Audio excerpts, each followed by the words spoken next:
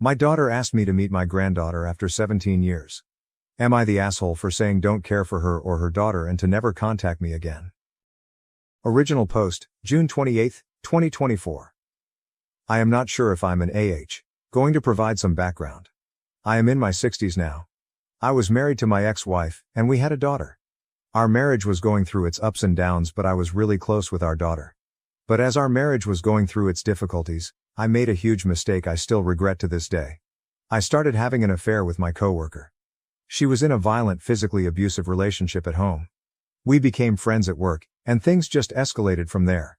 She got an out from me, she got the support she needed to file for divorce from her husband, who is currently in jail now. The affair went nowhere and we called it off shortly after, but I was glad that she got out of her abusive relationship and that she was safe. But when my ex-wife found out about the affair, things didn't go well. She lashed out and said a lot of horrible things about me to our daughter, who was 15 at the time. I admitted full fault with the affair, but even after the divorce, I sensed that the distance between me and my daughter was growing, until one day, my daughter said she wasn't going to speak with me anymore, and she was going to cut me off from her life forever. That was the most painful thing anyone had ever said to me. I begged her to please reconsider. I still remember that day. But time passed on. My daughter kept her word, and after trying to connect with her for the first year, I gave up. I found out from one of my mutual friends that my ex-wife married a great guy. I was happy because I was hoping that would remove the hatred from my ex-wife and my ex-wife would advise our daughter to at least rekindle a relationship with me. But that never happened. I moved states a year later. I am at peace now, but still have some aching sadness. I have retired. Both my parents have passed away. My brother passed away tragically a couple of years ago. To be honest, I am waiting for my turn. I have only my dog and my sister left. A couple of hours ago my daughter called me on my phone. I haven't spoken to her in 17 years. I instantly recognized her voice, but I didn't feel anything. No happiness, no sadness, just indifference. She was crying a lot on the call, and we caught up on life. She's married, and she has a daughter who's now 12. She apologized for cutting off contact, and she says her mom asked her to reconnect with me, as her mom felt guilty about how everything played out. She said she really wanted me to meet her daughter, and her daughter was constantly asking about granddaddy. But I wasn't feeling anything. After we caught up on everything in our life, I told her I don't care about her or her daughter, and to never contact me again. I then hung up. Was I the AH? ATA has no consensus spot. OOP received the majority of YTAs, with few others. Comments: Tidy Nuggets. This is one of the most obvious YTA posts I've seen here, good fucking lord. Top palpitation 4681. Well, it's already been said, but you're the asshole. Spouse 123. YTA I hate when adults make very bad adult decisions that affect their children and then blame the children when they respond in a very childlike manner. Your daughter was a teenager. That is a rough time for kids even when their home life is stable. You gave her one whole year before you cut bait and gave up on her. Then you moved away.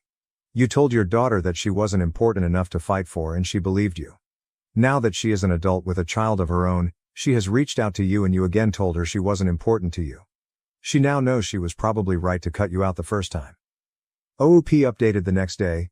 Same post, June 29, 2024. Update. Look, I was extremely drunk last night. The words which came out of my mouth weren't the best, and my comments on my post weren't great either. Seeing how everyone said I was the AH, I decided to call my daughter again an hour ago. I didn't really expect her to pick up the call, but she picked up immediately. I apologized last night, and she said there was no need to apologize. I then sent her a link to this Reddit post on messages, and told her I know I was the AH, and thousands said so. She again said I wasn't the AH. She started crying again. I told her she's free to come to my house anytime the next 4 months, because after that I will be leaving the country with my sister and our dog. Our parents left us a nice farmhouse in their home country, and we will be spending the rest of our lives there. I sent her my address in messages, and my daughter said she'd come with her husband and her daughter by the end of next week. She asked if she was welcome to stay there for multiple days, and I told her she could stay for however long she wanted, as our house was spacious enough. Update 2. I have moved to the farmland, and am looking forward to spending the rest of my life here with my dog and my sister. It is peaceful and scenic. My daughter did come by to visit me with her husband and her daughter before I left the country. It was really nice seeing my granddaughter, who looked a lot like her mom.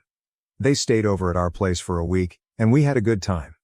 However, it got a little sad when I told my daughter in private I had no interest in being a grandfather, and just didn't have strong emotions for it.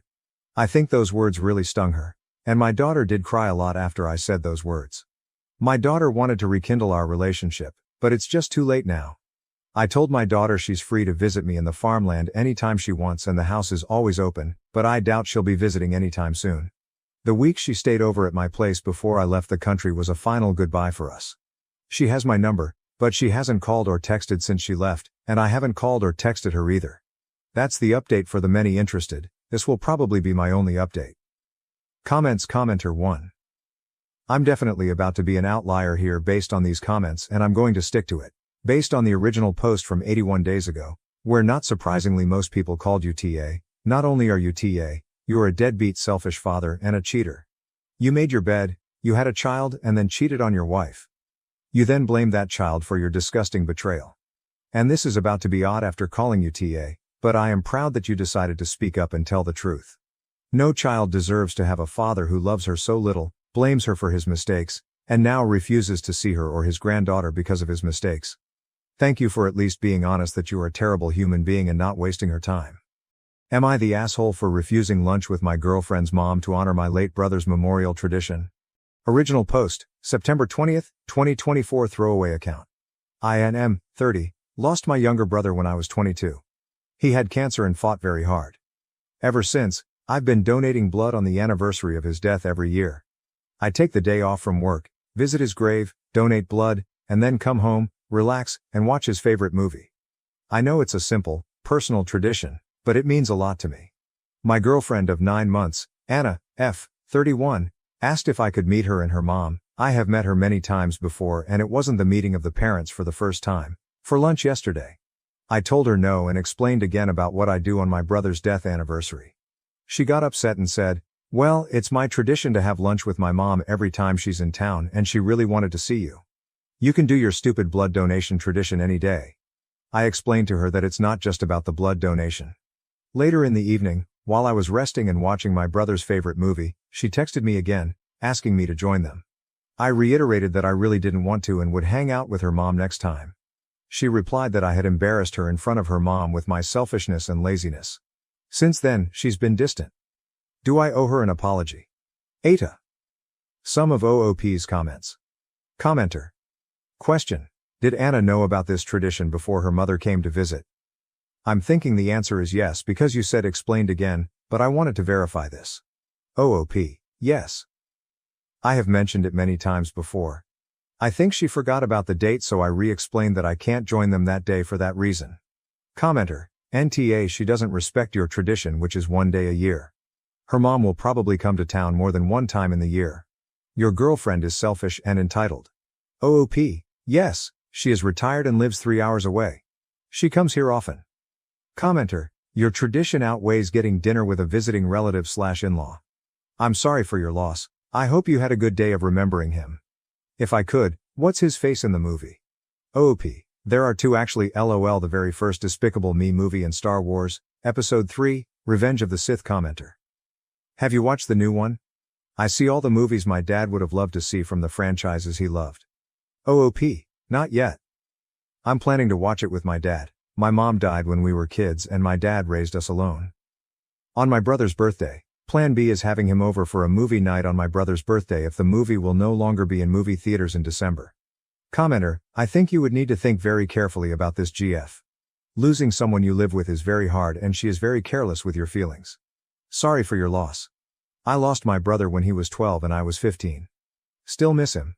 OP, my condolences. I miss him a lot. There are certain video games I can't even look at or play anymore because it was our special thing. Commenter. Downvoted. I see plenty of room for doing lunch with your GF and her mom, and still commemorating your brother's death on the same day. It would have been easy to fit lunch between visiting a grave, drawing blood and seeing a movie. You also missed a chance to invite your GF to partake in your ritual, and instead seem to have just used it as an excuse to not go out with them. You're going to lose a lot more people in life before it's through. I understand death is hard, but it's been nearly a decade. Sometimes clinging to those ancient memories only holds us back. OP. She had never met him. He passed long before my current relationship. She never showed any interest to join and I wasn't expecting her to join. I mean, if she wanted to, she would be more than welcome to join. I didn't exclude her. My brother's is not some ancient memory. We were very close and we only had each other growing up as my dad was working a lot. His memory isn't holding me back in any ways. OP comments 1 hour after posting. I texted Anna that we need to talk after reading the comments. I'm going to end it. I don't have her mom's number, unfortunately. OOP 3 hours later when asked for an update. Sure. So far no reply. OOP responds to a downvoted commenter. I'm not apologizing. I sent her a text to meet so I can end it. Expecting to have 1 day out of a year is not too much to ask for. Update. Same post. September 22nd, 2024, 2 days later. I texted her that we needed to talk. She never replied. Just blocked me from everywhere. Social media, WhatsApp. Her best friend who was following me on Instagram blocked me too. I'm not sad. I wanted to end it anyways. Thank you for your support. I really appreciate your kind comments. Some users suggested that my brother/remembrance tradition saved me from getting serious with her in a lifetime of misery, and it made me smile. Thank you again. My mill threatened court if I didn't give custody of my daughter to my sister-in-law, accusing me of being an irresponsible parent. I, 35, am a single father to my 3-year-old daughter, Lily. My wife Sarah died 2 years ago from cancer. It was a sad loss for both me and Lily, but we've been working hard to move on and build a happy life together. My mother-in-law, Karen, 58F, recently approached me with a stunning request. She requested that I transfer custody of Lily to Sarah's younger sister, Emily, 30F, and her husband John, 32M. Karen reasoned that Lily required a proper family with a mother figure, and Emily and John were better qualified to raise her. This request caught me completely off guard. Lily is my daughter, and since Sarah died, I've done everything I can to provide her with a loving and secure environment. I've altered my work schedule to be more present, hired a part-time babysitter to assist when I'm at work, and ensured Lily has lots of playdates and activities to keep her engaged and happy. When I denied Karen's plea, saying that I had no intention of relinquishing custody of my own child, she became upset. She accused me of being selfish and not considering what was best for Lily. I attempted to remain cool and maintained that I was fully capable of raising my daughter, but Karen refused to listen. Karen threatened to take me to court, which inflamed the situation. She claimed to have evidence that I was an inadequate parent and that she would use it to obtain custody of Lily for Emily and John. Her threats astonished and wounded me, especially since I've always attempted to have a positive connection with Sarah's family for Lily's sake. I asked Karen what kind of evidence she allegedly possessed, but she declined to elaborate. She just kept saying that Lily would be better off with Emily and John, and that I was robbing her of the opportunity for a regular family life. I held firm and assured Karen that I would resist any attempts to take Lily away from me. I informed her that I was Lily's legal guardian and that her assertions were baseless. I also mentioned how uprooting Lily from her home and separating her from her father would be extremely difficult for her. Karen stormed out of my house, claiming that I would hear from her lawyer shortly. I was left feeling angry, hurt, and concerned about what would happen next. Since then, I've documented all of my interactions with Karen and kept meticulous records of Lily's care. I've also contacted a family lawyer to evaluate my choices and prepare for any possible legal battle. I'm convinced that keeping Lily with me is the right decision, but Karen's accusations and threats have unsettled me. I can't help but wonder if I'm selfish for not taking her suggestion more seriously. Emily has been battling with infertility owing to hormonal difficulties. She and John had been trying for a child for several years with no success. I sympathize with their position, but I don't think it justifies taking Lily from me. For Lily's sake, I tried to stick to our regular pattern during the next few days. I took her to the park, told her bedtime tales, and did my best to keep her away from the conflict with her grandmother. However, I couldn't stop feeling anxious, wondering when the other shoe might drop. A week after Karen's first visit, I received a formal letter from a lawyer representing her. The letter made a number of charges against me, including neglect and emotional abuse. I was accused of working too much and abandoning Lily with strangers, alluding to her nanny, who has been with us for over a year, who Lily adores. The letter also implied that I was emotionally unstable as a result of my sadness over Sarah's death and incapable of providing a supportive environment for Lily. Reading these claims felt like a punch in the stomach. Since Sarah's death, I have dedicated my entire life to ensuring Lily's happiness and well-being. My efforts were distorted and used against me, which was both infuriating and devastating. I immediately phoned my attorney and forwarded the letter to her. She informed me that the allegations were unfounded and that we had a good case to keep custody. She suggested I get character references from Lily's pediatrician, preschool instructors, and other family members who could attest to my parenting skills. As I started reaching out to people for recommendations, I was overwhelmed by the response. Lily's teachers applauded her development and social abilities, pointing out how well-adjusted she appeared despite the loss of her mother. Our pediatrician praised Lily's health and my parenting skills. Even Sarah's relatives and aunts expressed their support, stating that they disagreed with Karen's behavior.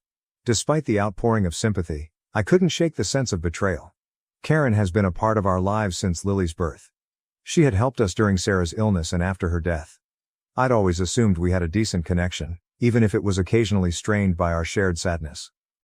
It felt like she was tearing away what was left of our family. I tried to grasp Karen's point of view. Perhaps she truly believed that Lily would be better off with Emily and John. Perhaps she was dealing with her own grief and wanted to keep a bit of Sarah close by raising Lily with her other daughter. But no matter how I looked at it, I couldn't rationalize her conduct or the harsh charges she leveled against me. Update 1. Emily and John arrived unannounced at my home yesterday. I was astonished to see them, especially after Emily's previous conversation, in which she apologized for her mother's actions. Lily was napping, so I welcomed them in for a peaceful conversation. Emily began the conversation by stating that they thought it would be best for Lily to live with them. John nodded, appearing uncomfortable but supportive of his wife. I listened patiently and tried to remain cool. When Emily had done, I gently but firmly voiced my position. I explained that while I appreciated their concern, Lily was my kid, and I had no intention of giving up custody. I highlighted Lily's happiness and well-being, and that uprooting her would be terrible. Emily's conduct abruptly changed. Her expression hardened as she accused me of being selfish. She claimed I was damaging Lily's life by denying her motherly care. I was shocked. Emily then accused me of preparing to marry another woman and make her Lily's stepmother, which startled me. This was totally bogus. I hadn't considered dating since Sarah's death, let alone remarry. Emily became even more upset after I denied this. In a bizarre moment, Emily accused me of never actually loving Sarah or Lily. She added that if I truly cared about Lily's well-being, I would let her grow up with a real family. Her remarks were so scathing that they stunned me into stillness. As I struggled to react, John attempted to calm Emily down, but she dismissed him. She jumped up abruptly and announced that they would be meeting with their lawyer again. Emily said they will fight for custody and that I should be ready to lose Lily. They swiftly left after that, leaving me reeling from the experience. I sat quietly for a long time, trying to understand what had just transpired. After I'd collected myself, I called my lawyer to inform her of this new situation. She urged me to chronicle the visit and Emily's threats, assuring me that they had no legal basis to take Lily away from me. That night, as I tucked Lily into bed, I hugged her a little closer than normal. I told her and myself that I'd do everything in my power to protect our small family. The path ahead might be challenging, but I was ready to tackle whatever hurdles came our way. Now I'm left wondering how things got to this point. How did a once supportive family become so fractured? And most crucially, how can I protect Lily from the impending storm while also keeping her bonds with her extended family? Update 2. 2 days after Emily and John's visit, Elizabeth, Sarah's grandma, called me. She's always been the family's voice of reason, so hearing from her was reassuring. However, what she told me astonished and infuriated me. Elizabeth told me she overheard a chat between Karen and Emily. It found out that their sudden interest in obtaining custody of Lily was motivated by more than just relatives or providing a mother figure. There was a considerable financial incentive. Sarah inherited a large quantity of money from her late grandfather. Sarah and I had chosen to place all of the money in a trust fund for Lily's future. Lily could lawfully access the money once she reached 25. Elizabeth added that Karen and Emily assumed that if they got custody of Lily, they would also gain control of her inheritance. They regarded it as a means to alleviate Emily's financial problems and afford costly fertility procedures. I was infuriated. The concept of using Lily as a pawn in their attempt to obtain money that properly belonged to her was beyond comprehension. It explained their abrupt behavior shift and the lengths they were willing to take to obtain custody. I called my lawyer right away after hanging up the phone with Elizabeth. I explained the issue and sought counsel on how to protect Lily and her inheritance. My lawyer instructed me to follow these steps. 1. Document Elizabeth's statement. She suggested that I approach Elizabeth for a written statement about what she overheard. 2. Examine the trust documents. We needed to guarantee that the trust was irreversible and could not be accessed or altered if custody changed. 3. Notify the trustee. My lawyer advised notifying the trustee of the probable custody issue to avoid any unlawful alterations. 4. Consider a restraining order. Given the deteriorating circumstances, She suggested that I pursue a restraining order against Karen and Emily to safeguard Lily. 5. Prepare for court. While we hoped it would not come to this, my lawyer began drafting points to deliver in court if required, with a focus on Lily's best interests and the apparent financial objectives underlying the custody dispute. I spent the next few days acquiring all of the required papers and following my lawyer's instructions. The betrayal I felt was enormous. It was devastating to think that Sarah's own mother and sister would try to manipulate Lily for financial advantage. Despite my wrath, I attempted to remain cool for Lily's sake. She had picked up on the tension and had become more clingy than normal. I spent additional time with her, assuring her of my love and dedication. As I tucked Lily into bed that night, I found myself thinking about Sarah. I wanted her to be here to assist me get through this situation, but I knew she would be proud of how I was safeguarding our kid. I made a secret pledge to her and Lily that I would do everything I could to keep our little child safe and secure. Now, as I prepare for what might be a lengthy and unpleasant court struggle, I can't help but wonder how money was able to rip this family apart so utterly. And how can I safeguard Lily, not only now, but in the future, from those who may try to exploit her? Update 3. Karen sent me a note a week after I spoke with Elizabeth and my lawyer.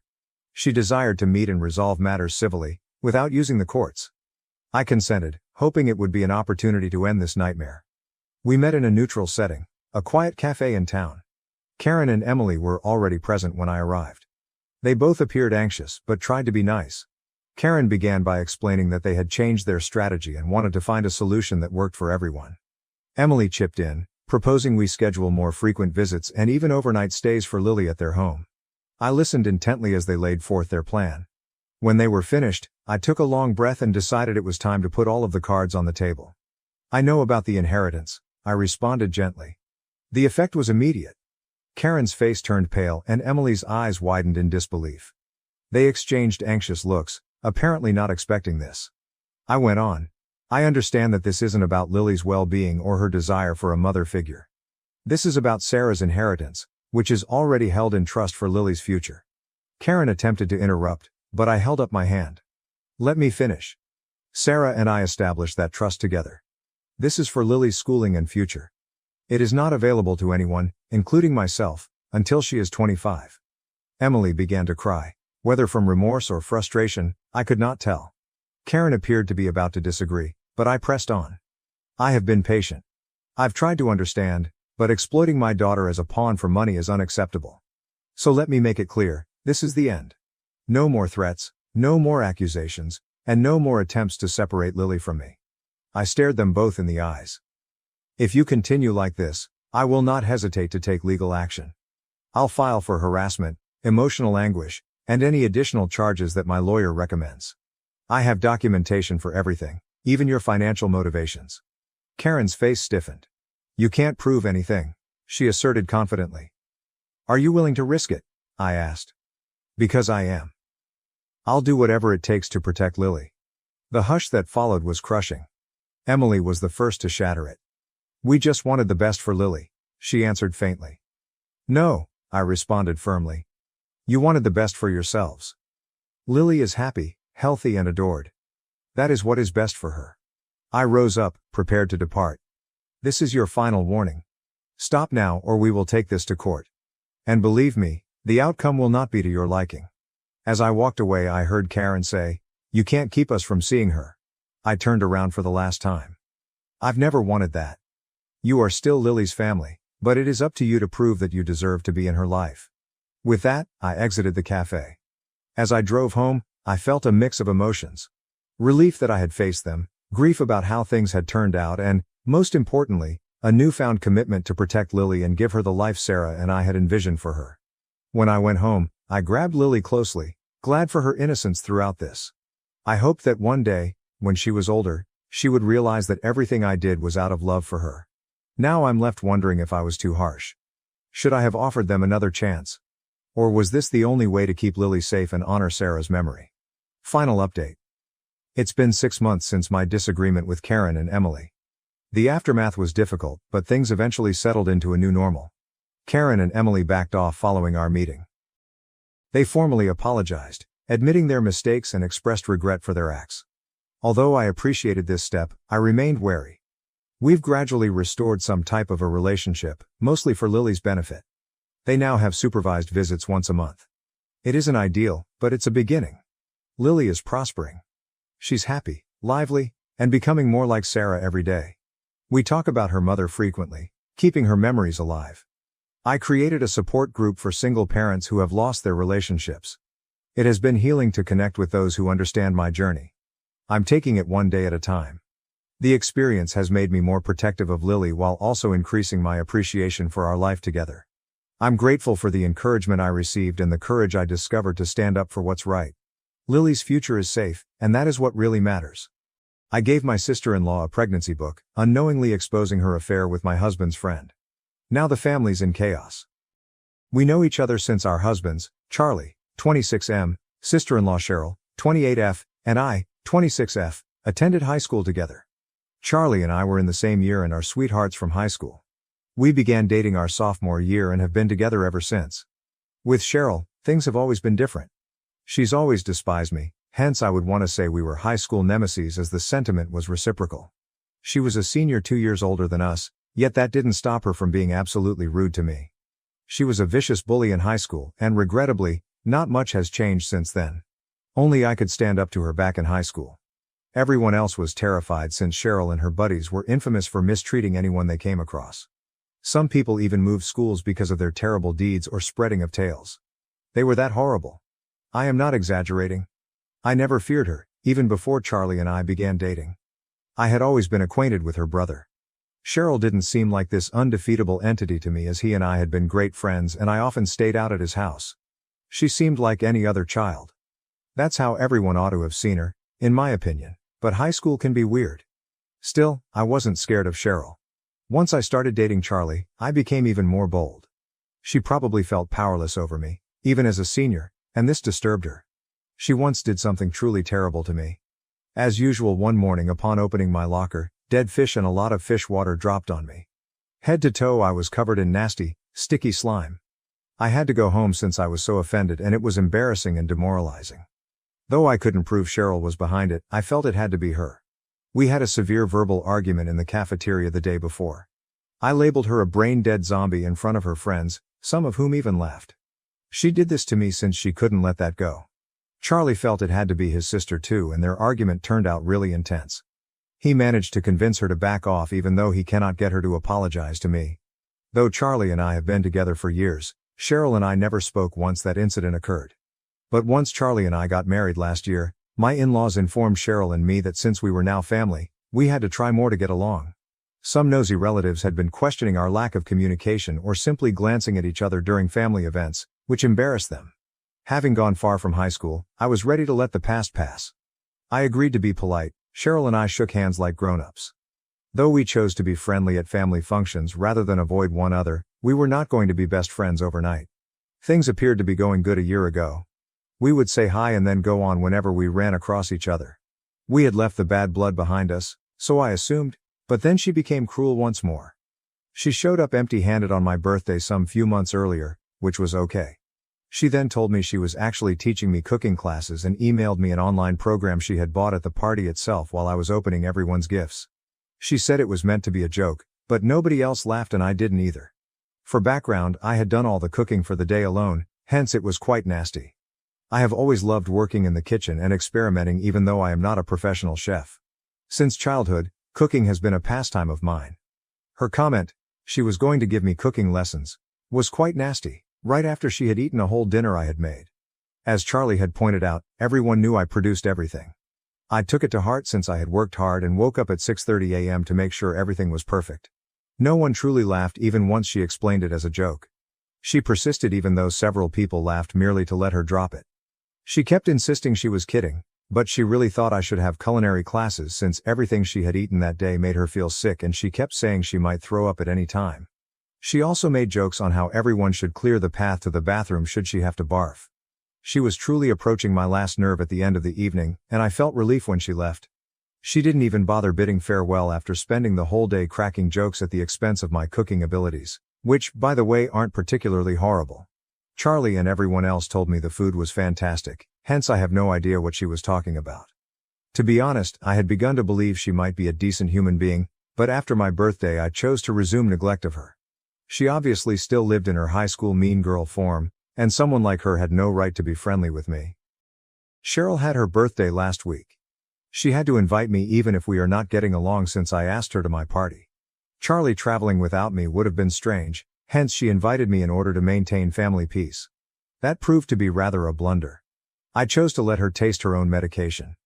Based on a few weeks old overheard talk, I handed her the book What to Expect When You're Expecting. For background, Cheryl came up to our place 3 weeks ago. She insisted on talking to Charlie in private and appeared depressed. She didn't realize I was standing immediately outside listening in on their conversation. I left the room to let them chat in the living room. Though I knew it wasn't moral, I was intrigued and wanted to listen in so Charlie could cover for me when she left. Cheryl was pregnant, per what I understood, but she was truly concerned as she felt unprepared to be pregnant. She had come to consult her brother. Charlie advised her to talk to her spouse even if she felt unprepared. Given that the pregnancy was early, they may discuss ending it should she still feel unprepared. He reasoned that chatting to her husband could allow her to relax and take better control of the circumstances. Cheryl left after briefly consoling her. I told Charlie what I had overheard as she left. We both agreed she had been behaving oddly. She appeared strange coming to us instead of her husband even if she wasn't ready for a baby. She said some things that nearly sounded like she needed Charlie's assistance in covertly ending the pregnancy, but he wasn't ready to engage in such dishonest behavior. He thought her husband ought to know before any decisions were taken. Though ultimately the woman's decision is hers, we felt her spouse at least deserved to be included in the conversation given she was married. We had not heard anything else regarding her pregnancy since that day. Still, I decided to pull a small practical joke on her and handed her that book. Fortunately, she did not unwrap the gifts in front of every visitor at the party, yet it made no difference since the book truly got her into trouble. Her husband might thus eventually find himself leaving her. She called me in tears the day after her birthday, stating I had destroyed her life and charged me with purposefully undermining her marriage. What she was talking about eluded me. She was so enraged and was screaming at me, so I couldn't even get her to clarify what was happening. She hung up silently, done, without further word. Following that phone chat, my in-laws got in touch and reported exactly what had happened. She apparently had been unwrapping all of her gifts with her husband and then that book surfaced. I had even left a note stating that Charlie and I wished to congratulate her and affixed it to the book. She hadn't told anyone yet about the pregnancy, but I wanted to play about with her the way she had done on my birthday. I had no clue it would have such dire results. She could not have become pregnant by her spouse since he was sterile. This was unknown to her. She apparently may have been cheating now, and her spouse had already shown suspicion. That book served to validate his misgivings. Though none of the family members know for sure whether she had been cheating or not, let's be honest, she most certainly wasn't biologically incapable of having children. In any case, that is not my line of work. All I know is she had come to Charlie thinking he would assist her covertly in ending the pregnancy. Now we know why she wanted to keep it a secret and why she was so queasy when she spoke with him. She cannot let that happen if she wanted to end the pregnancy without her husband knowing, since she is a homemaker and everything she spends might be followed by him.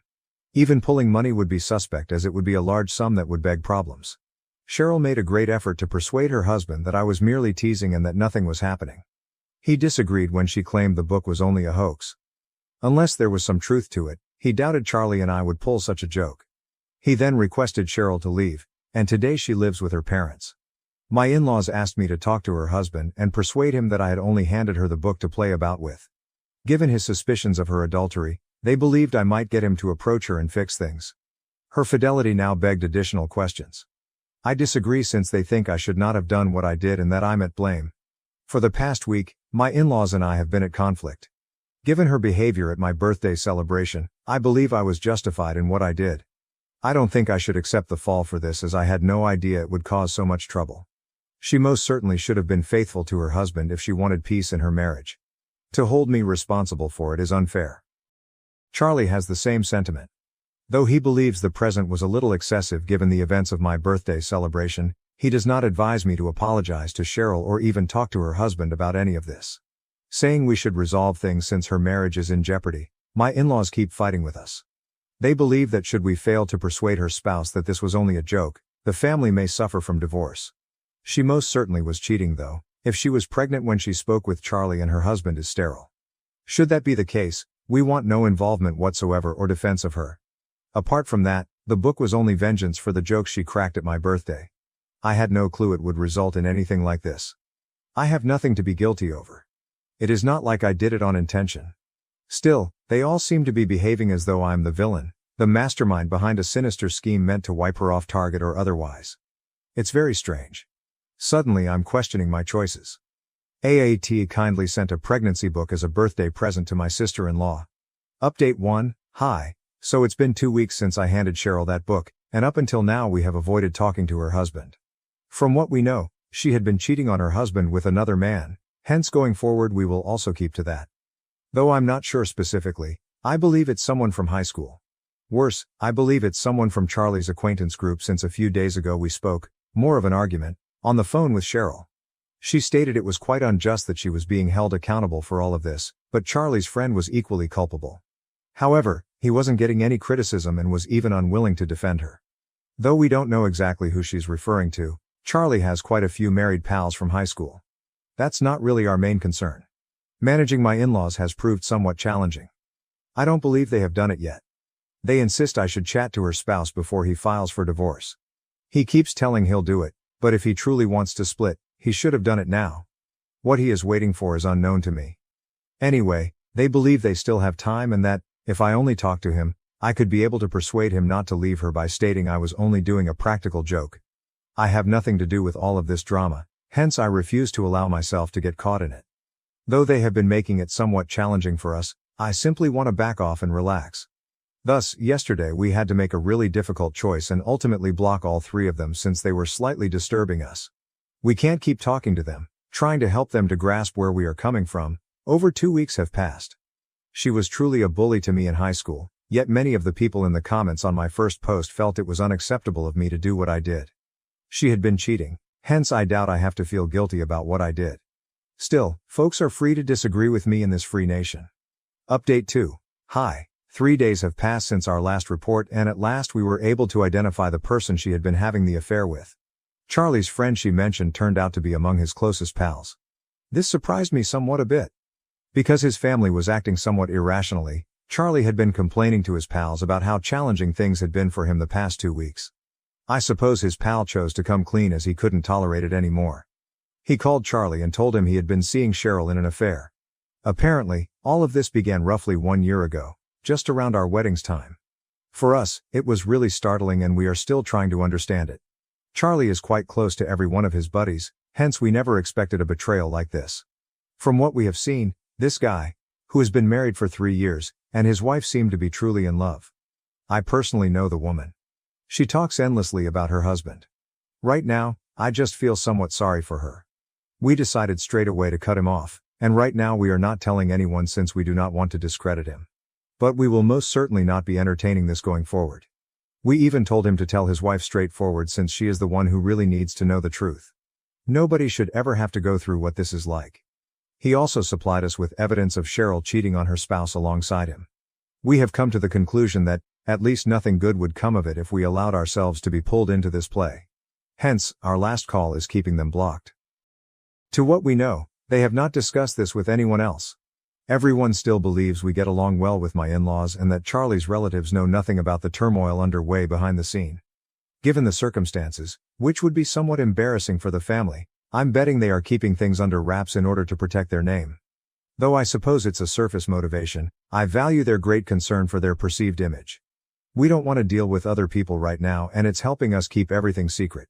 As it is, we have sufficient on our plates. Charlie's cousin is getting married in a few weeks, hence they will have to go to that wedding. We're not sure whether my in-laws or Cheryl will be there given the present circumstances, but if they decide to go, boy, that will be quite strange for everyone concerned. Update 3. Hey, practically 2 months after my last update is here. Not truly intriguing events occurred in these previous 2 months. We sort of forgot about my in-laws once we cut them off. Their end also lacked news, hence they did not try to get in touch with us. We thought perhaps Cheryl and her husband had been able to sort things out as neither a pregnancy announcement nor a divorce announcement was made. Good for them, then I suppose. Charlie and I know that adultery never stays secret, thus we really don't care about what's happening in their marriage. When her husband finds out the truth, she will most certainly receive what she deserves. Regarding the pregnancy, I suppose she stopped it some way. In any case, we didn't bother ourselves with it and kept to our own business as whatever happened is not of importance to us. That was till we visited his family at his cousin's wedding some few days ago. Including Cheryl's spouse and my in-laws, all of them were present. Once we arrived, we acted as though the others did not exist and neglected even greeting each other. Clearly, the rest of the family noticed it right away. People began posing all kinds of inquiries to us. Though they attempted to be subdued about it, we knew they were gathering gossip. But we simply tried to keep to ourselves so nobody would disturb us. We did not entertain anyone. Cheryl, on the other hand, followed a different strategy. She chose to blab her mouth off even though we knew the facts. We were ready to put up with her since we were 3 days at the hotel and it was just a matter of time till we returned home. But she began to say such terrible things about us that we had to confront her about it. Sadly, that resulted in a somewhat public confrontation between our families during the rehearsal dinner. It was someone else's wedding, hence I regret it as Charlie and his cousin got along well. Now one of the events was totally destroyed thanks to us. Naturally, following such a spectacle, we had to leave before the wedding even started since we couldn't stay much longer. We have since apologized multiple times to his cousin. She has indicated she is cool with it, but we still feel quite horrible about what happened. Cheryl and my in-laws, on the other hand, were really in charge of generating all of this turmoil, yet they hardly bothered to apologize to Charlie's cousin. At least we departed of our own will. The other family members practically urged them to go after we departed. Serves them right, they were due this kind of shame. It was pretty fulfilling for both of us when Charlie's cousin told him about it the day before her wedding as we were phoning her apologies. Cheryl had been telling all the family, and everyone who would listen, that we had tried to destroy her marriage by lying about her adultery, therefore leading us to a fight in the first place. She said we failed in trying to undermine her marriage. Clearly, that was untrue since, as we indicated, her marriage life is not something we give much thought to. Choosing to live with a lady like her husband had shown how dumb he was. We were even ready to let that slip since we were attending someone else's wedding and we wanted to avoid starting a scene. She then began asserting, though, that we were the ones having an open marriage and that I wanted to get close to her husband, which explained why I'd always been so envious of her. We couldn't live with that. We resolved to face her then. I mentioned all the evidence, the screenshots we had gotten from Charlie's friend, which I had been saving to myself for so long on the evening of the rehearsal dinner. Charlie and I now felt, nonetheless, that it was at last time to defend ourselves. She could not simply say anything she pleased and get away with it. Her husband can no longer ignore reality since he at last knows it. His call is whether or not he takes the correct decision for himself and leaves her. At least now there will be no more questioning of us. At least we left on our own with courtesy, avoiding being thrown out as others were. Though we are now attempting to move over it, it was just a really awful few days.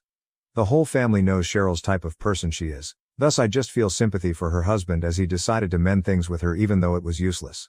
I truly hope he gets the bravery to escape.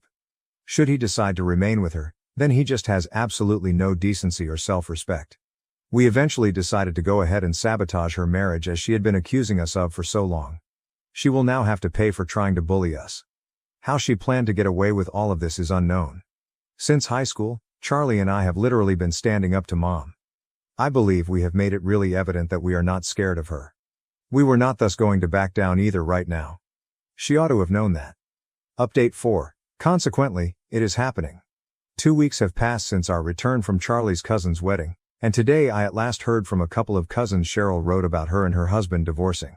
She said that it was a mutual decision to split ways and urged everyone to honor their privacy during this trying period. What a weight of lies this baggage carries. She's behaving as people weren't present at the wedding and like her entire family isn't aware of what actually happened and the real reason they're divorcing, hence I'm not sure why she's acting like we all already know, hence we will definitely be honoring her privacy. No one has to ask her what happened. The talk began when Charlie told some of his pals, thus even her friends have learned about it. We regret nothing about what we did. She had been spewing so much garbage about us in the past that we hardly need to feel guilty about what we did or regret her. Should she go low, we will go lower as well. Period is. She has always been a bully, thus we believe we did the correct thing as someone needed her down a peg. We are happy to be the ones doing that. If that makes some people view us as the bad guys, that is okay with us. For example, my in-laws have chosen to totally cut us off from their life. They even had their attorney get in touch with Charlie to let him know they had opted to avoid us and most likely would cut us off from the inheritance as well. As like we were going to learn that and start begging for pardon right away. That is not going to transpire. We are not money-based sellouts that one could purchase. Besides, since Cheryl hasn't worked since she graduated and has been depending on either her parents or her husband, they should most likely retain all their money to themselves, presumably for the rest of their lifetime. Thus, yes, They may keep their money and Cheryl with herself by all means. We behaved what we believed to be right. We are not going to act as though we are sorry for it. Right now, Charlie and I are quite happy with our life. We have no interest in anyone else. Proposed to my girlfriend of 4 years, she said no because it wasn't a surprise.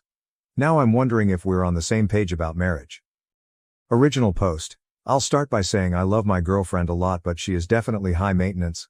We've been talking about getting married for a couple of years now, but I wanted to wait until I knew a wedding was something we could afford. I finally got a promotion and she found stable employment, so I went out and bought a ring. We went on a vacation last week. The whole trip was very romantic, and I proposed to her on the beach, which I thought she would have wanted. Turns out she expected it all along because the trip was so romantic and she said no. She wants me to try again but wants it to be a surprise this time. She also wants a photographer to be there to capture the moment. It was pretty fucking embarrassing when a few people came up to us to congratulate us and she was explaining why she said no. I'm not sure what to do. She wanted it to be a surprise but also wanted me to propose as soon as I felt ready to. We also talked about her ideal engagement, and it's on a beach, yes, seriously, in a forest or in a field. I can't imagine any possible scenario where I could surprise her at one of those locations. She is not the outdoorsy type, so it'd be unlikely she would be in any of those locations anyways. I explained my frustration to her and she just said, well, if you want to get married you will find a way to make it work. It seems so bratty and immature and I'm not sure how to deal with her now. I'm still really pissed off about it. What should I do about this? Am I wrong to be pissed off? TL.ER, proposed to my girlfriend but she said no because it wasn't a surprise and there wasn't a photographer there to capture the moment. Only wants to get engaged if the proposal fits a very specific image she has. Relevant comments.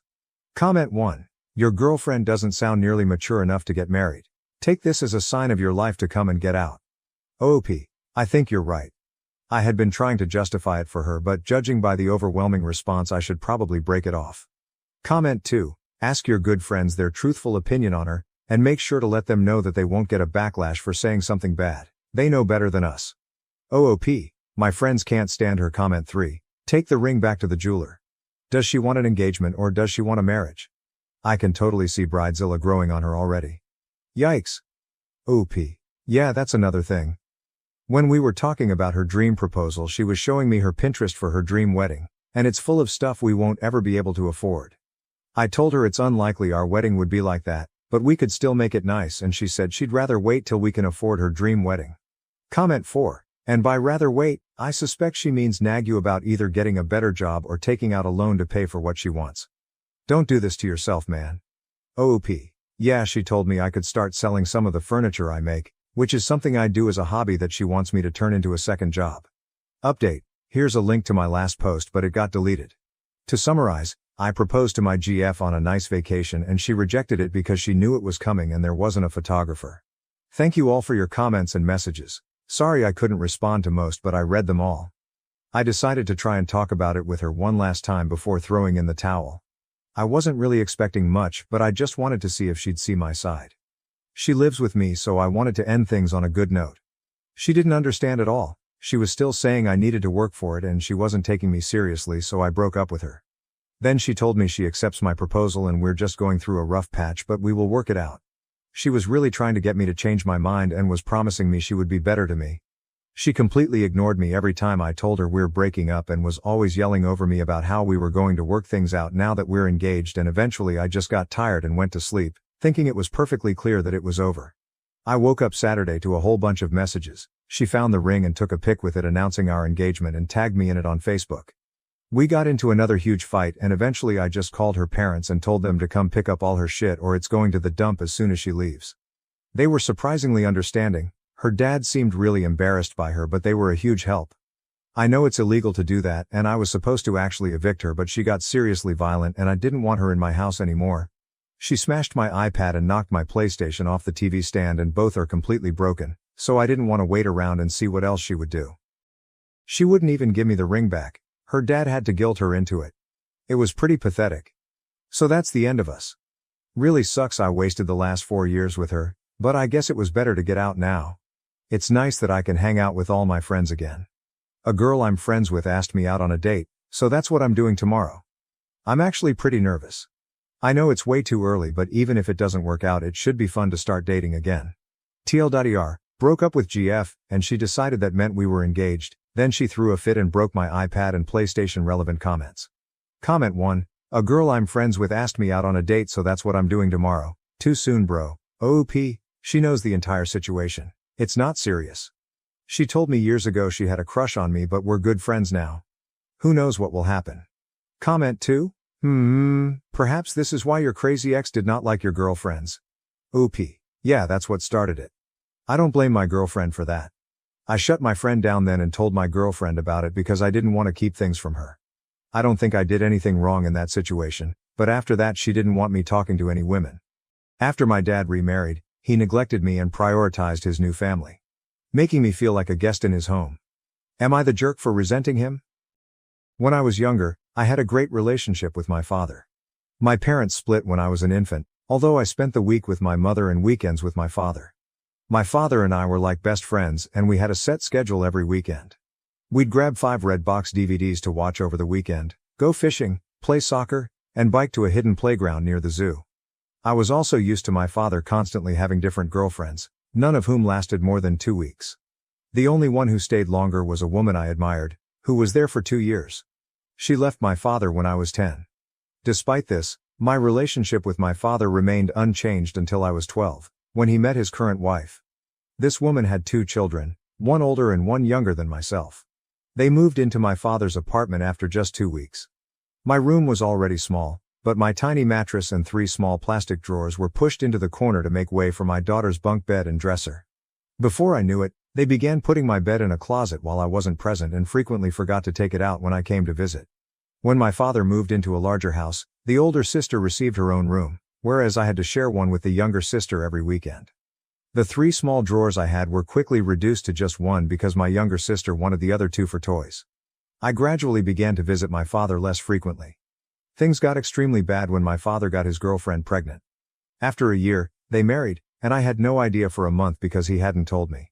I also had no idea my newborn half-sister was born until weeks after she returned home from the hospital. To make his new family happy, my father began indulging them and stopped paying child support to me and my mother. His non-working wife cooks, cleans, and shops, while my father pays for her older daughter's college tuition.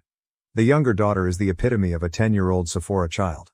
My half-sister is still a toddler, but she is plainly spoiled and hates the word no. My father and I had a routine that is no longer in place. My stepfather has been with my mother since I was 5. Apparently, though I don't remember it, I once called him dad. And as a result, my father told me not to love him like a father since he isn't my father. I believe this is why I began acting as if I despised my stepfather. I had no idea why I felt that way toward him because he has always been nothing but nice to me. In recent years, I've felt considerably closer to him. He feels like the father my biological father should be. Over time, my father began to treat me differently. He rants to me about his political opinions, conspiracy theories regarding aliens, and other topics. He also boasts about his new business and family. If I try to share anything with him, he gets upset and shuts me down, instead continuing with his own story. It appears that he now considers me a friend rather than his daughter. In recent years, I've learned that my parents' divorce wasn't because they weren't compatible, but because my father cheated on my mother while visiting his family in Canada. I am now 15 years old and have changed drastically from the person my birth father remembers. I used to enjoy the beach and soccer, but now I prefer music, reading and writing. Since 2022 I have written and published 2 books, and I am currently working on the 3rd in my series. My stepfather believes in my dreams and loves me so much that he brags about me to friends and family, referring to me as his daughter. He also has a biological daughter, who I adore like a true sister, but she lives up north with her boyfriend, so I don't see her very frequently. Nonetheless, I adore them more than my biological father and half-sister, with whom I'm actually linked. My father blames me for not phoning him, but given how he has treated me recently, I don't feel like I owe him that. I also go months without seeing him anymore since I no longer feel at ease in that place. Especially because the bed I sleep on is actually their guest bed. I am a guest at my birth father's house. Because of this, I resent my father. I haven't informed anyone how I feel, so no one is calling me a jerk, but I'm wondering if I am.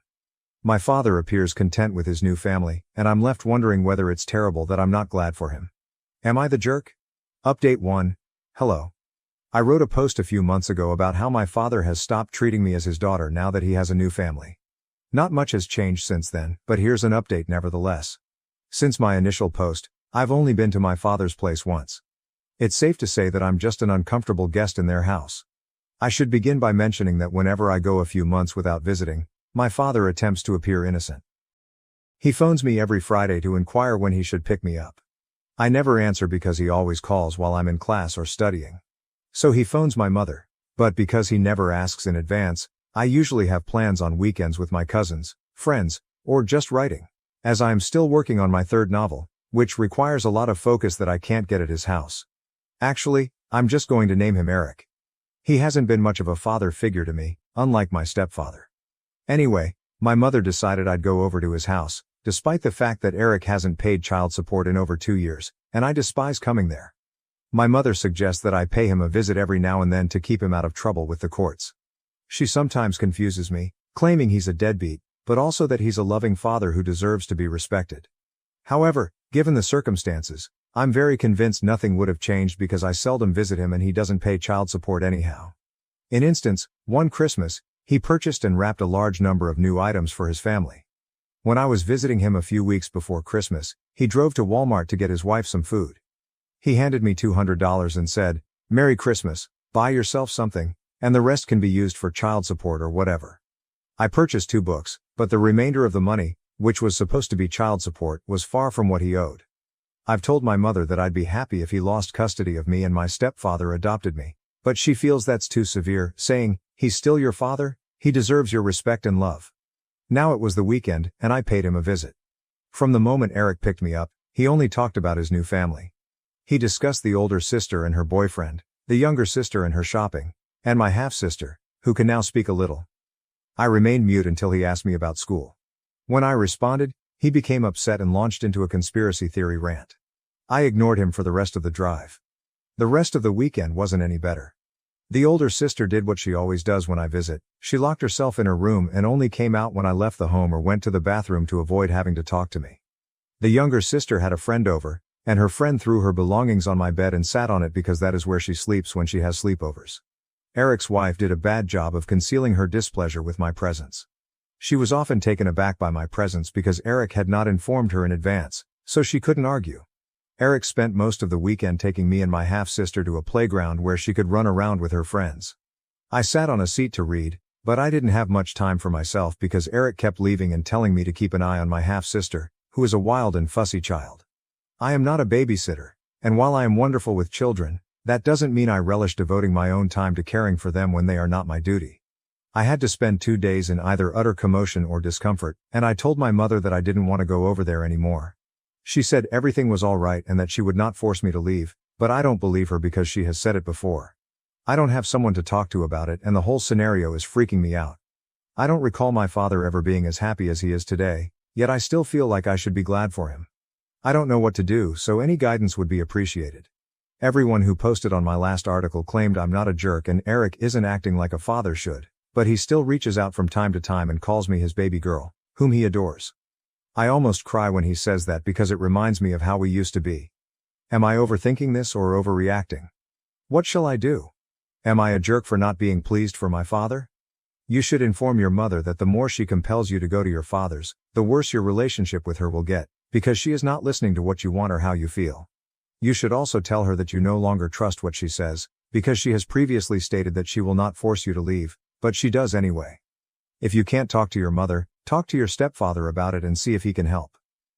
Update 2. Hello everyone. It's only been a few days since I last posted. Since then, I've followed most of your advice and spoken with my mother about not wanting to be compelled to visit Eric. My sperm donor, as most of you referred to him. Long story short, I'm not certain she won't keep sending me over to Eric's place, but she did end up sending him long texts chastising him for not treating me properly and ordering him to step up and pay child support. He didn't respond to her, so I took some other advice and sent him a lengthy text outlining how I felt about his treatment of me over the prior few years. As soon as I sent the text, he called to shout at me. He called me spoiled and overdramatic, stating it's my fault we don't have a relationship because I don't visit or communicate with him anymore.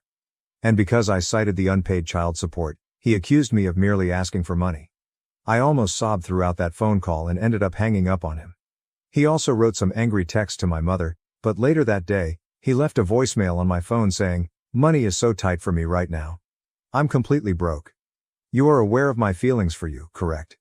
The trouble is, I know it's a lie since I always see my younger stepsister posting TikTok videos showing off the Sephora and other expensive items dad gets her. I believe I'm done trying. Some of you suggested I seek my stepfather for help. I wish I could, but when I asked my mother again if he could adopt me, she replied something that broke me completely. Apparently, my stepfather has stated that he does not feel he should adopt me. My stepfather is really nice and compassionate, but he is also incredibly non-confrontational, and he believes that adopting me would be a slap in the face to Eric. Also, to clear up any confusion from the comments on my last update, my parents' divorce was not due to his current wife. My parents separated when I was a baby, and Eric resided in Canada, where he moved from woman to girlfriend before moving here. When I was 12, Dad met and knocked up his wife, Alejandra, and married her without informing me until a month after their courthouse wedding. In case you're wondering, my age is 15. It feels silly that I am experiencing this level of stress at my age, and I don't feel comfortable discussing it with anyone. I can't talk to my stepfather since he's usually working, and when he comes home, my mother is also around, which I dislike talking to. She often tells me I'm too young to feel the way I do. The last time I attempted to address my mental health with Mom, I asked if I could begin therapy, and she said therapists are stupid, and I should simply talk to her or pray to God if something was wrong. I'm not religious, and discussing serious issues with her makes me very uncomfortable. It's not that I don't love her. After all, she's my mother, but she's quite intense and scary. My father has not contacted me again after his voicemail. Frankly, I don't want to think about him for a long time. If he suddenly understands how severely he has messed up with me and apologizes, maybe I will try to repair our connection. My stepfather may not wish to adopt me, but he still refers to me as his daughter rather than simply his stepdaughter, and I actually feel loved by him. I adore his parents like they are my own grandparents, and his entire family is kind and loving. I might post another update if anything else happens, but for now, I'm going to concentrate on school and my books. Maybe now that I understand Eric no longer cares about me, I can finally focus on writing my third novel. I dedicated my first book to him, and I do not regret it. I dedicated that work to the father he once was. It's unlikely he'll ever read it because he doesn't think it's sensible for me to want to be a writer, but I don't care, I'm done. Thank you to everyone who offered advice and assured me that I wasn't a jerk. Update 3.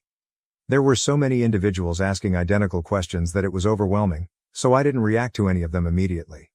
But first, I'll answer those queries before moving on to the real cause for this update. A number of you suggested that I talk to a school counselor or whatever.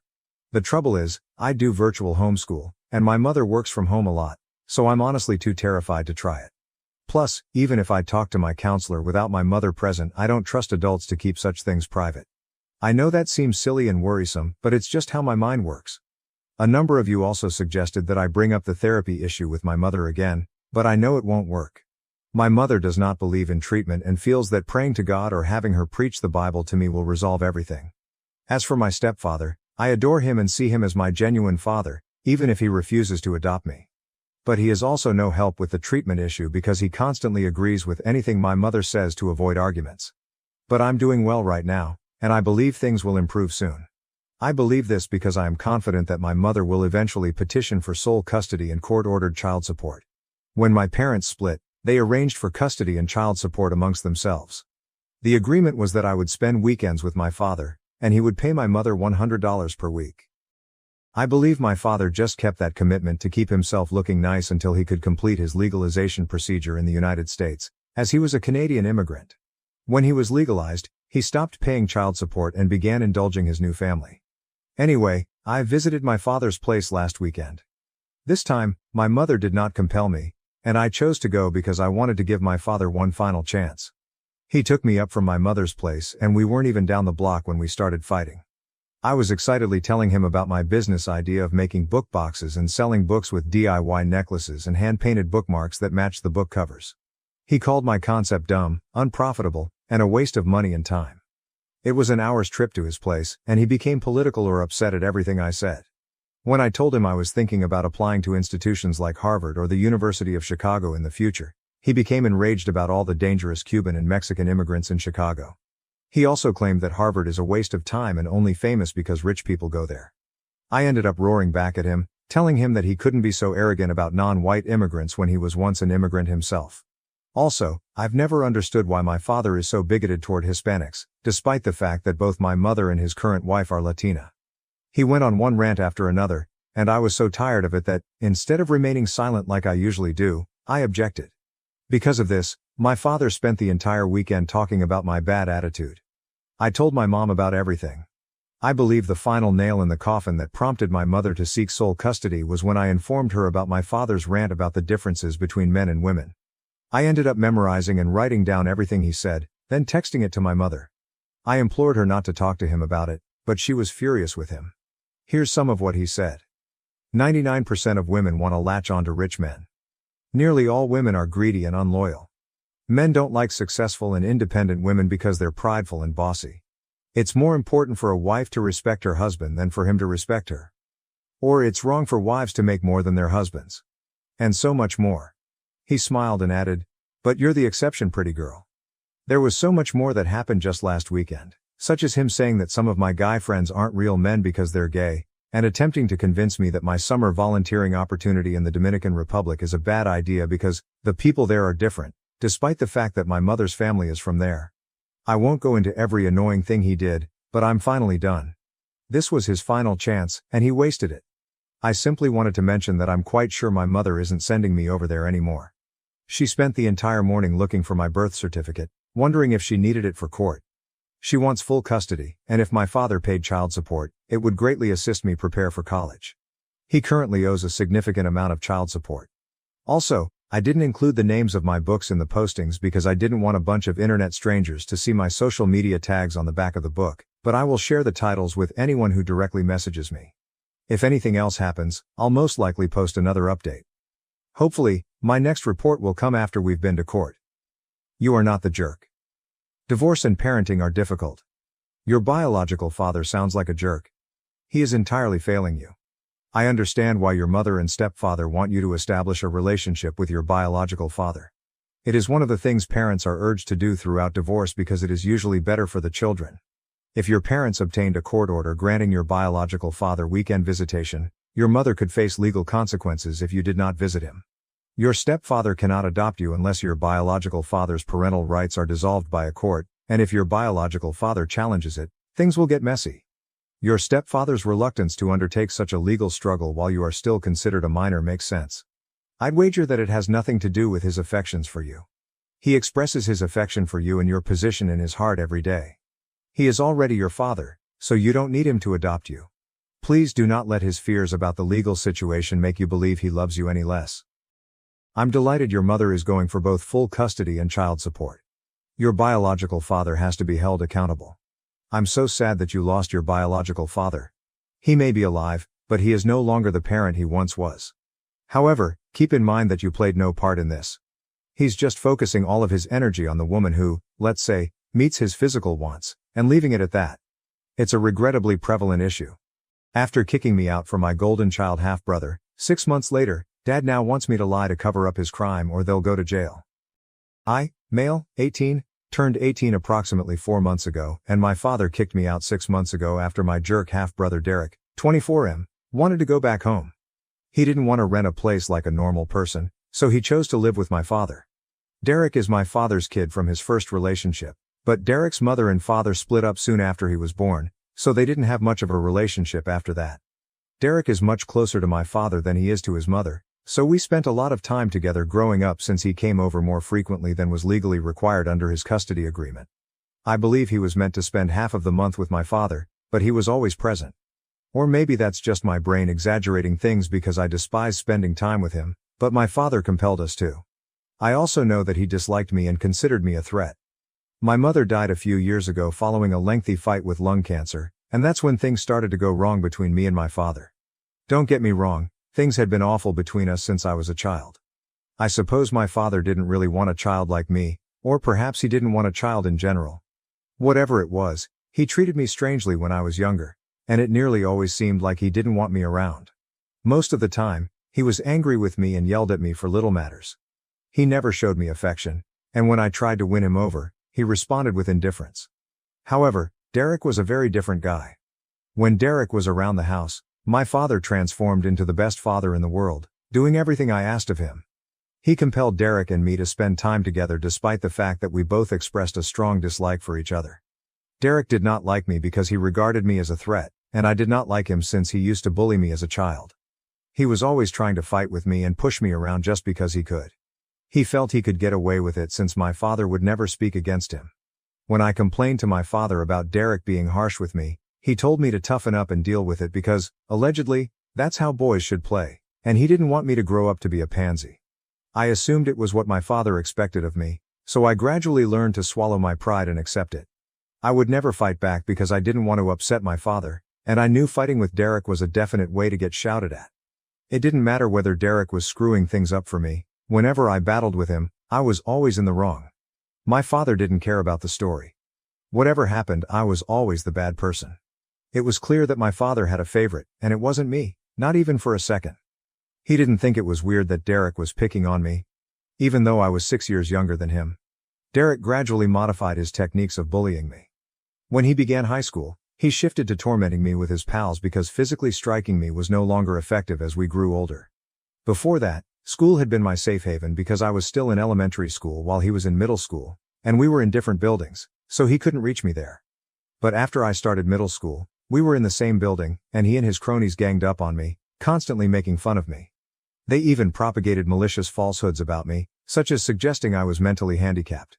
All the seniors recognized me as Derek's dumb younger brother. I'm not even kidding, that's what they used to call me. They would even call me slurs, which made things very tough for me. When kids approach middle school, they become more concerned with their reputation, so even my elementary school pals would no longer speak to me since I wasn't cool enough to hang out with them. It wasn't until Derek graduated that I got the school all to myself and could exist peacefully. I had a couple of friends, but most people just believed them, and I let them get away with it because I was so tired of fighting all the time that I couldn't bear to dispute. Things at home were exactly as horrible as they had always been since Derek and my father would never miss a chance to throw me down and make me feel like an idiot. The funniest thing was that I wasn't even an idiot. I received decent marks and excelled in science and other topics, but my father and Derek didn't care. Derek was a football player, but he was also a good student.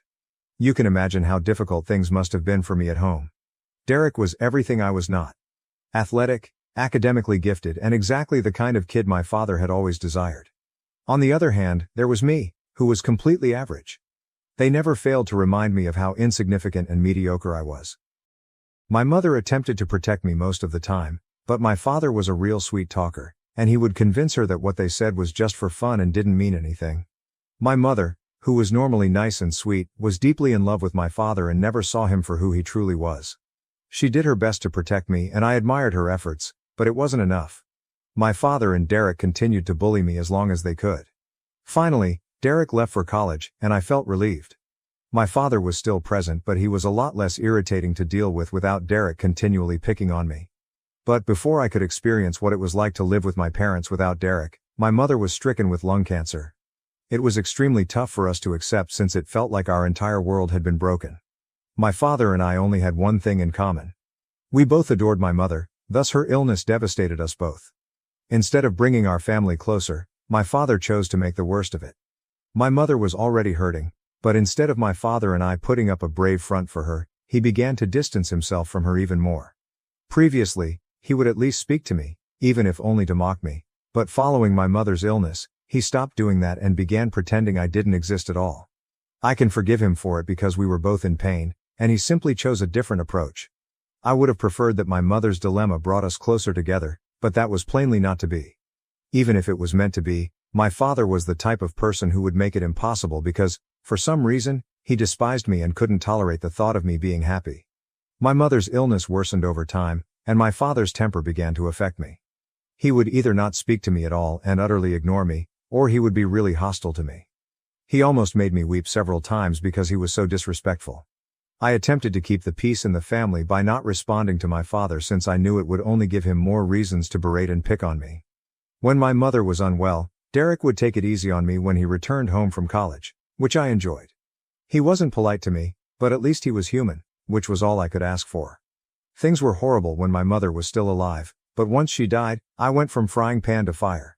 Things were very quiet around the house for the first few months after my mother passed away. That meant I'd do all of the labor while my father stayed unresponsive. He was functional, he went to work, came home and ate dinner, but nothing else. I was concerned for him and phoned my grandparents several times, telling them that I suspected my father was depressed, but they did not take me seriously. They either didn't care enough about their son to check on him after the funeral, or they detested me as much as my father and refused to do what I asked. After a few months, my father began to return to his old self. Unfortunately, it also included excessive drinking, which made me feel bad about myself again. He would continuously force me to do chores around the house, which was quite exhausting because I was not only going to school but also doing all of the housework that my mother used to do even when she was sick. My father and I were able to complete everything, but after her death, all of the duty fell to me. I couldn't even complain because if I did, my father would tell me that I wasn't bringing in any money, so this was the least I could do to stay there. It was extremely offensive, but I had nowhere else to go, so I just had to put up with it. For a long time, the only thing I looked forward to was going to college since it meant I could finally be free of my father and not have to return home. I no longer considered that place to be my home because it had stopped feeling like home to me when my mother died. I could have moved out and started living with my mother's parents when she died, but they lived a long distance away, and I still had a year of school remaining, so that was not an option. Then a few months ago, when my father learned that his golden kid Derek would be returning home, he kicked me out. I ended up moving in with my grandparents. Derek had moved out for college a few years ago and has not returned to live with us since. After graduation, he found work and opted to stay where he was because his partner wanted to start a life away from home. Derek only came back for the holidays on occasion. He married his fiancée around 2 years ago since she was pregnant. They had just graduated and it felt like the perfect time to get married. Surprisingly, I got invited to the wedding. Derek didn't torture me for one day. My mother was also present, despite her health, and while Derek wasn't close to her, he couldn't deny that everyone liked her. Derek wasn't very close to his own mother because she was a lousy parent. Derek's mother was already in her 4th marriage at the time of his wedding, and it appeared that her major purpose in life was to be wealthy. She worked and made her own money, but it came at the expense of her connection with her kid. I suppose that explains why Derek was so attached to our father. He only had one parent who actually cared about him, and he didn't want to share that parent with me. Anyway, Derek married and had a child shortly afterwards. They had been living peacefully for the previous 2 years, but 6 months ago, for some reason, they decided to return. My father notified me about it 2 weeks before Derek was meant to arrive home. He was arrogant about it and sat me down one day to tell me I needed to find a place to live since Derek was returning. I had to give up my room. We had 3 bedrooms, so I questioned why they couldn't take the guest room. My father informed me that Derek and his wife would be living in the guest room and using my room as a nursery. It was allegedly important that I leave the house because I was about to turn 18 and become an adult. My father's insistence that I leave simply because Derek was relocating back with his family seemed unnecessary and selfish to me. I tried to argue with him, but there was no point. He had already made his decision. He gave me 2 weeks to leave, and if I didn't, he said he'd contact the cops. I'm sure there was a legal way to challenge this, but I hadn't considered it at the time. I was terrified since I didn't trust my father and knew he was perfectly capable of kicking me out without warning. I scrambled to find a place and eventually decided to move in with my grandparents. I had resisted doing so because they lived so far away and I still needed to finish school, but I had no other choice. There were only a few weeks left in high school, so I was willing to take the chance. I moved out after a few days because I did not want to be present when Derek returned home with his wife and child. My father didn't seem to care when I moved out, and he didn't even say goodbye to me on the day I packed and left with the movers. My grandparents had come all the way to pick me up in their vehicle, and they were about to get into my father, but I told them it wasn't worth the hassle. It has been 6 months since that day, and I'm still living with my grandparents. I haven't spoken to my father since he kicked me out, and I had no intention of doing so again. I was meant to start college in a few weeks, and everything was already set up. I had absolutely no reason to speak with my father or Derek again. Unfortunately, they were the ones who had to contact me since something had happened, and they needed me to help them out. They paid me a visit a few days ago, which astonished me because I didn't expect them to contact me at all. Still, my grandparents let them in, and I decided to talk to them because they sounded desperate. I discovered that Derek had returned with his family because he had lost his job and was struggling to pay his rent, so he took the difficult decision to return. His wife was fine with it because she preferred to be a stay-at-home mother and did not want to work till their child was older, so this was their best option. When they returned, they anticipated to find work quickly, but that was not the case because none of the nearby businesses were hiring, and persons with Derek's skill set were extremely prevalent. He wasn't a spectacular candidate, either. My father somehow managed to secure him a position at the company where he worked. Neither of them were happy about it because it paid less than Derek's previous salary, but it was all they had, so they had to make the best of it. Derek had been stealing from the company for several months until it was discovered a few weeks ago. My father and Derek were both in trouble because their bosses suspected they were working together and threatened to sue them if they did not return the money immediately. The only reason they hadn't been sued yet was because it was a family business and the CEO was a close friend of my mother's. He hadn't filed a case against them for embezzlement yet because he respected her, but he wasn't going to wait long. My father and Derek asked me to help them. They asked me to say that they required the money for my college fund and had been stealing for the purpose rather than personal gain. My father hoped that this would persuade the CEO to be patient with them and give them more time to return the money. They knew they'd still be fired, but at least they wouldn't go to prison. They were counting on me to assist them and build the ideal picture of the poor, innocent victim. I could not believe they had the arrogance to ask for this after how they had treated me my entire life. I answered no almost instantly, without even thinking about it, because their plan was stupid, and I didn't want to be a part of that. When I informed them I wasn't interested in assisting them, they became irritated and told me I had to since there was a very real possibility they would wind up in jail. They stated I couldn't allow an old grudge to spoil their lives. I told them it wasn't a little grudge and it surely wasn't from years ago. My father had only recently kicked me out, and it hadn't even been a year, so I'd consider it rather recent.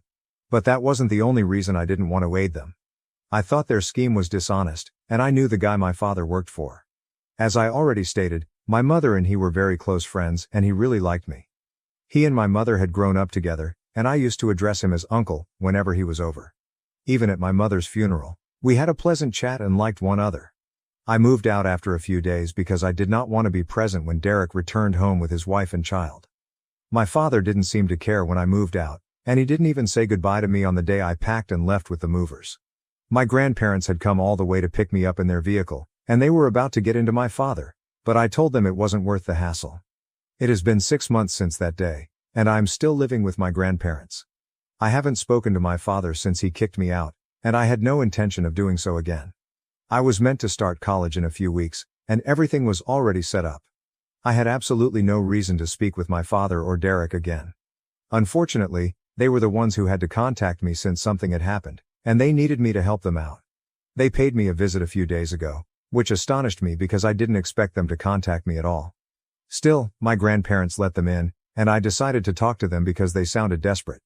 I discovered that Derek had returned with his family because he had lost his job and was struggling to pay his rent, so he made the difficult decision to return. His wife was fine with it because she preferred to be a stay-at-home mother and did not want to work till their child was older, so this was their best option. When they returned, they anticipated finding work quickly, but that was not the case because none of the nearby businesses were hiring. And persons with Derek's skill set were extremely prevalent. He wasn't a spectacular candidate either. My father somehow managed to secure him a position at the company where he worked. Neither of them were happy about it because it paid less than Derek's previous salary, but it was all they had, so they had to make the best of it. Derek had been stealing from the company for several months until it was discovered a few weeks ago. My father and Derek were both in trouble because their bosses suspected they were working together and threatened to sue them if they did not return the money immediately. The only reason they hadn't been sued yet was because it was a family business and the CEO was a close friend of my mother's. He hadn't filed a case against them for embezzlement yet because he respected her, but he wasn't going to wait long. My father and Derek asked me to help them. They asked me to say that they required the money for my college fund and had been stealing for that purpose rather than personal gain. My father hoped that this would persuade the CEO to be patient with them and give them more time to return the money. They knew they'd still be fired, but at least they wouldn't go to prison. They were counting on me to assist them and build the ideal picture of the poor, innocent victim. I could not believe they had the arrogance to ask for this after how they had treated me my entire life. I answered no almost instantly, without even thinking about it, because their plan was stupid, and I didn't want to be a part of that. When I informed them I wasn't interested in assisting them, they became irritated and told me I had to since there was a very real possibility they would wind up in jail. They stated I couldn't allow an old grudge spoil their lives. I told them it wasn't a little grudge, and it surely wasn't from years ago. My father had only recently kicked me out, and it hadn't even been a year, so I'd consider it rather recent. But that wasn't the only reason I didn't want to aid them. I thought their scheme was dishonest, and I knew the guy my father worked for. As I already stated, my mother and he were very close friends and he really liked me. He and my mother had grown up together, and I used to address him as uncle whenever he was over. Even at my mother's funeral, we had a pleasant chat and liked one another. My mother had actually told him to give my father a job at his company when he was struggling, but instead of being grateful, Derek had tried to make a joke of these people, and now my father was attempting to cover it all up by using me as a shield. I thought that was quite low, and I couldn't in good conscience be a part of it. So I informed them that it would be in their best interest to simply pay off whatever amount they had stolen rather than try to cover it up with more lies, since I was not going to side with them. They might land up in jail if they tried to deceive him again. In truth, they should have been pleased that they were given the opportunity to repay the money and avoid a lawsuit, which they would almost certainly lose. That would jeopardize their future since they would undoubtedly go to jail. They had no idea how simple things were for them right now, or how complicated things would become if they carried out their mad plan. I tried to explain it to them, but my father became enraged and refused to listen to my speech. If I wanted to help them, I would support their strategy rather than give them useless advice. So I informed him I was not going to be a part of this, and to my astonishment my father began crying. I'd never seen anything like this before, and it made me very uneasy. He informed me that he had been banking on me because, at the end of the day, I was his son, and that no matter what had happened in the past, he would have supported me if I had been in a similar situation. He stated he expected the same from me because this was such a big matter, and he didn't want to go to prison. Derek felt the same way and urged me to help them since he knew I was popular among my mother's friends and was the only one who could help them. My mother would have made things much easier, but now that she was gone, I was the next best person to deal with it, and they relied on me. It was difficult, but I still had to decline them. I pushed them to come clean and pay back the money they owed. They were enraged and claimed that the only reason I was screwing them over was because they used to tease me when I was younger, and they were dissatisfied with how I handled things today. They departed after that, but I'm still thinking about it and the guilt is eating at me. I keep picturing them in jail, and it just doesn't seem right. At the same time, I do not want to be a part of something unlawful or immoral. It would be an insult to my mother since I would be using her friendship to manipulate a very close friend of hers. I'm terribly torn about what I should do, and time is of the key because my dad and Derek don't have forever to pay off their debt. So am I a jerk for refusing to lie and cover up for my father and half-brother, who have bullied me my whole life? Update 1. I've made a decision, and I believe I'll keep not assisting them out. Not only is it immoral and unethical, but it is also unlawful. And I refuse to be a part of it. If my father and Derek want to stay out of jail, they will have to handle this themselves. It's not like they're in mortal peril. They've been offered the opportunity to make things right, repay the money Derek stole, and get out of this without jeopardizing their image. They can choose to return all of the money and handle this themselves, so I have no cause to feel guilty. The majority of the comments here urged that I keep out of this, not just because my father and Derek were terrible people, but also because what they were doing was horrific, and I wouldn't be able to carry it on my conscience and move on as they would. We're clearly not made of the same stuff, and I wouldn't want to do something like this, which is why I've decided to keep out of it. If they contact me after this, I will block them. For the record, they are already blocked everywhere, but I'm sure they'll try alternative numbers or social media accounts to reach me.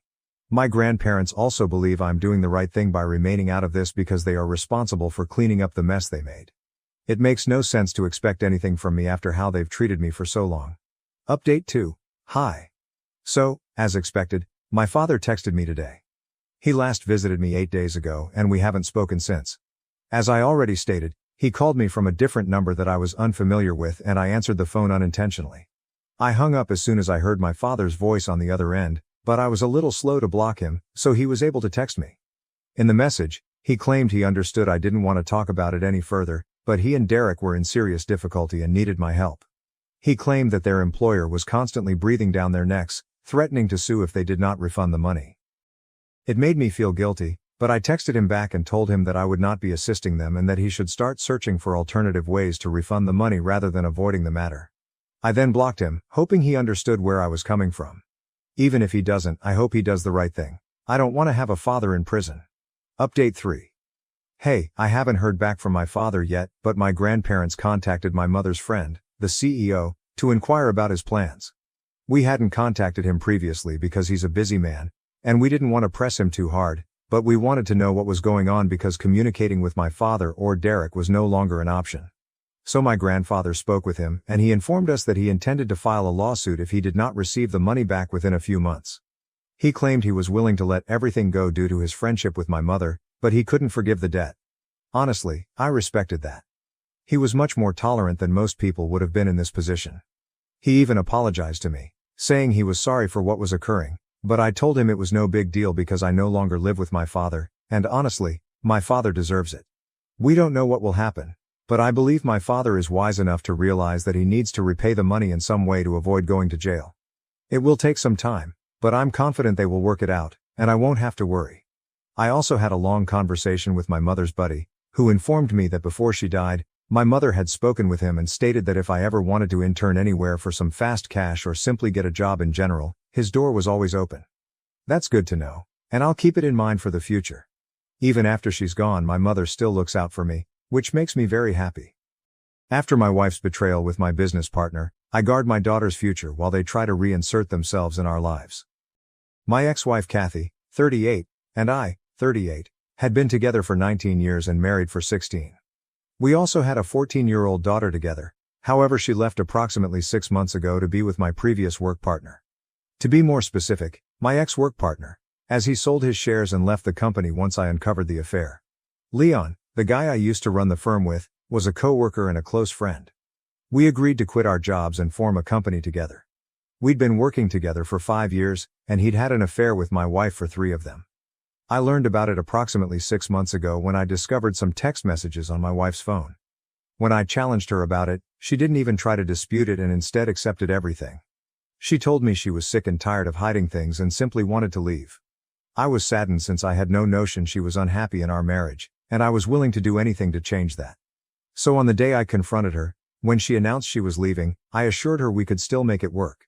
That was very stupid of me, but I was desperate. She simply became irritated with me and stated that the only reason she married me in the first place was because she was pregnant and didn't want to be alone. She'd tried to love me for 16 years, but it hadn't worked. She was not going to let me stop her now that she had found someone she truly loved. She explained that now that I knew about the affair, her secret had been revealed, and I had to swallow it and move on. I was heartbroken, especially for the sake of our daughter, but she didn't even hesitate to leave. She filed for divorce, and the petition was quite simple. She simply wanted to leave and did not demand a settlement or alimony from me. The asset distribution was fairly balanced. We concluded the divorce after a few months. After a while, I knew that what had transpired would prevent me from making it work with her. After we filed for divorce, I faced Leon, who just apologized, claiming he had wanted to tell me about the affair for a long time but didn't know how. Within a few weeks, he quit and informed me that he and Kathy would be moving away to avoid causing further trouble for me. Kathy had been offered a fantastic job in Boston, and his cousin lived there, so he could work alongside him instead. He sent all of this in an email, and we never spoke again. The last time I saw Kathy was 2 months ago, on the day our divorce was finalized. Since then, I have not heard from one of them. My kid and I were going through a difficult time, but we were getting by. At least I still had my business to manage, which kept me busy since I wanted to provide my daughter the future she deserved. However, Kathy returned about a week ago and I'm still not sure if my daughter and I did the right thing. So around a week ago, at 11 p.m., someone began furiously ringing our doorbell and knocking. My daughter had already gone to bed and I was finishing up some work in my office when it happened. We hurried to the door to check and through the glass, we saw Kathy. My daughter urged me not to open the door because she was furious with her mother. Despite having partial custody, Kathy has made little effort to communicate with our daughter and the fact that she cheated does not sit well with her either. Their relationship is tight right now, but I knew if Kathy was at my house at such a late hour, it had to be urgent, so I opened the door and allowed her in. Instead of coming in, she started ranting at me from the doorstep, threatening to sue me. She insisted on taking this to court so she could receive everything she was owed since she couldn't believe I had chosen to punish her so harshly. For the first few seconds, I had no understanding what she was saying, and I had to urge her to slow down and elucidate since I was so perplexed. She was still upset and said there was no need for me to pretend I didn't know because she was certain I had withheld Leon's true character from her to punish her for cheating. Then she pulled up her shirt sleeve and showed me a place on her arm covered in a band-aid. I concluded Leon must have done something, which surprised me because we had worked together for several years and he had never lost his cool in front of me. Kathy told me that they had been arguing for the past few weeks, ever since they moved to Boston. Nothing had remained the same since their move. She assumed it was because Leon was still adjusting to his new life, but after a month there, he was acting as if everything was Kathy's fault. He apparently kept accusing her of wrecking his life because he had to abandon the business he had fought so hard to build. Now he had to work with his cousin, who was always undermining him, and he blamed Kathy for everything. She was the one who told me about the affair before he was ready, And now he had to relocate to Boston for her work, so he couldn't compete for the business either. They'd been arguing every night, and the night before she arrived, he got incredibly angry and threw a vase at her. She attempted to dodge it, but it still struck her arm, causing a cut. Until that point, he had only verbally abused her, but this time it had gone too far, and she had left the house that night to take the next flight here to tell me about it. She told me that Leon had not even tried to contact her or apologize after she departed. She said I was to blame for this because she believed I was aware of his violent behavior and had concealed it from her in order to punish her.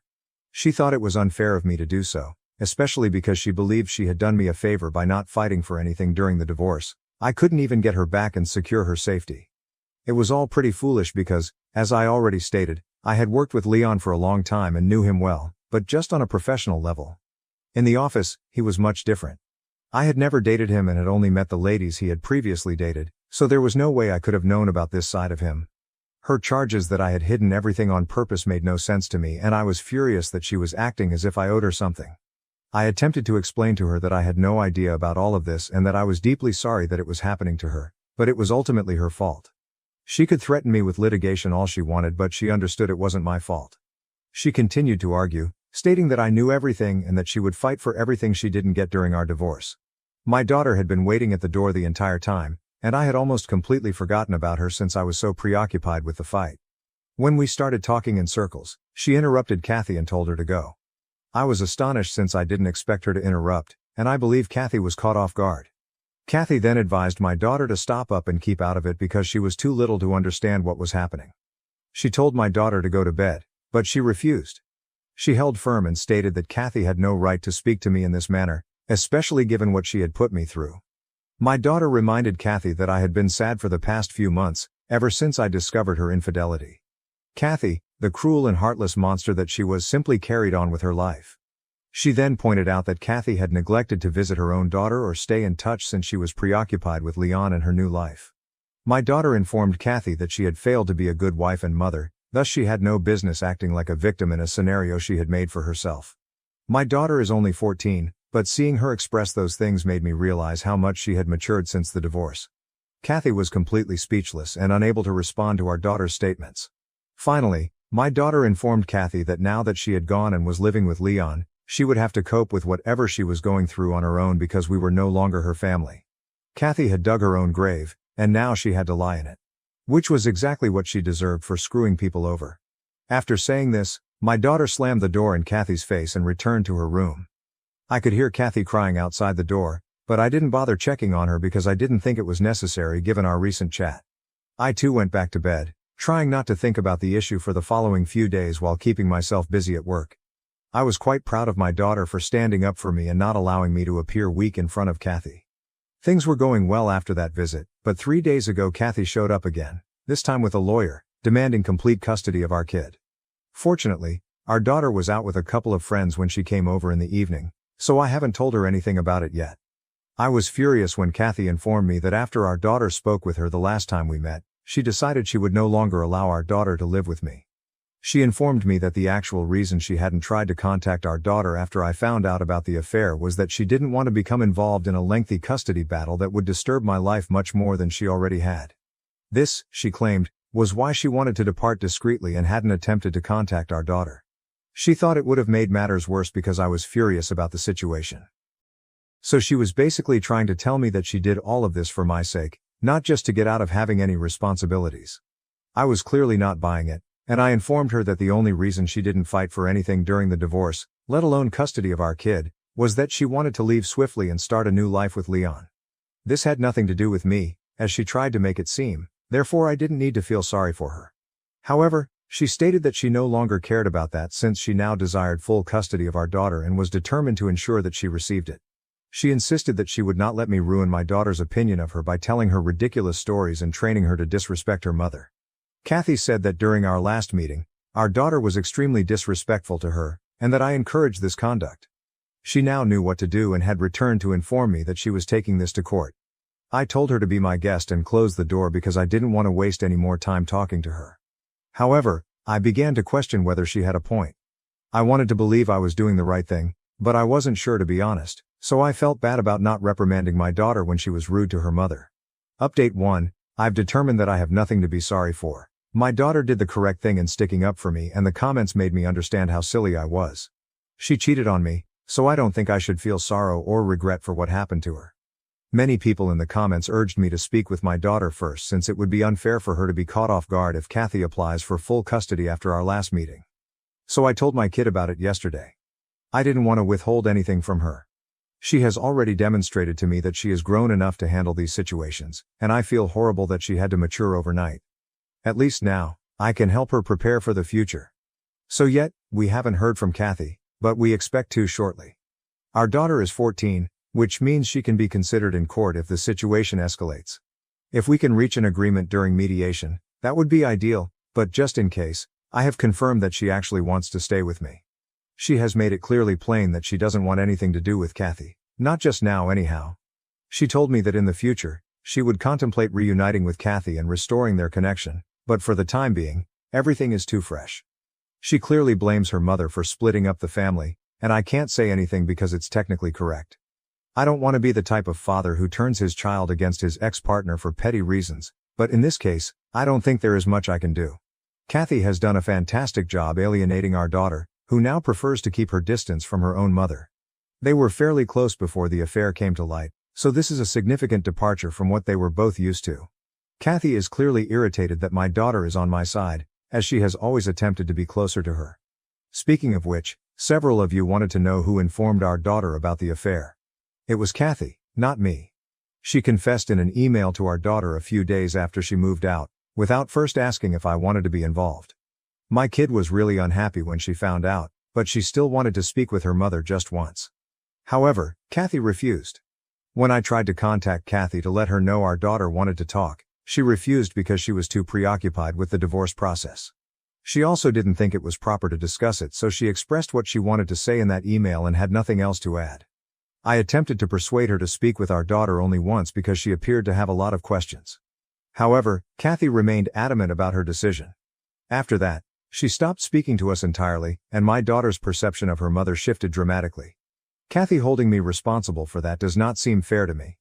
Anyway, I've spoken with my lawyer and we're going to deal with this. Update 2. Kathy ultimately served me with the notice for full custody a few days ago, and my lawyer and I responded by fighting it right away. We are scheduled to meet with the court-appointed mediator tomorrow, but Leon called me today. I was shocked to see his name on my phone because we didn't have much to chat about, but I answered the call. As soon as I did, he asked me to return Kathy to him. He claimed he'd been trying to reach her for a few days and knew she'd been with me or spoken to me, so he wanted me to tell her where she was.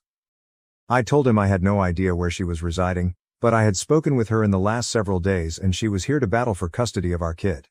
To be clear, I did not do this to help Leon, but I hoped that if Leon stopped by and chatted with Kathy, he might alter her mind and convince her to return.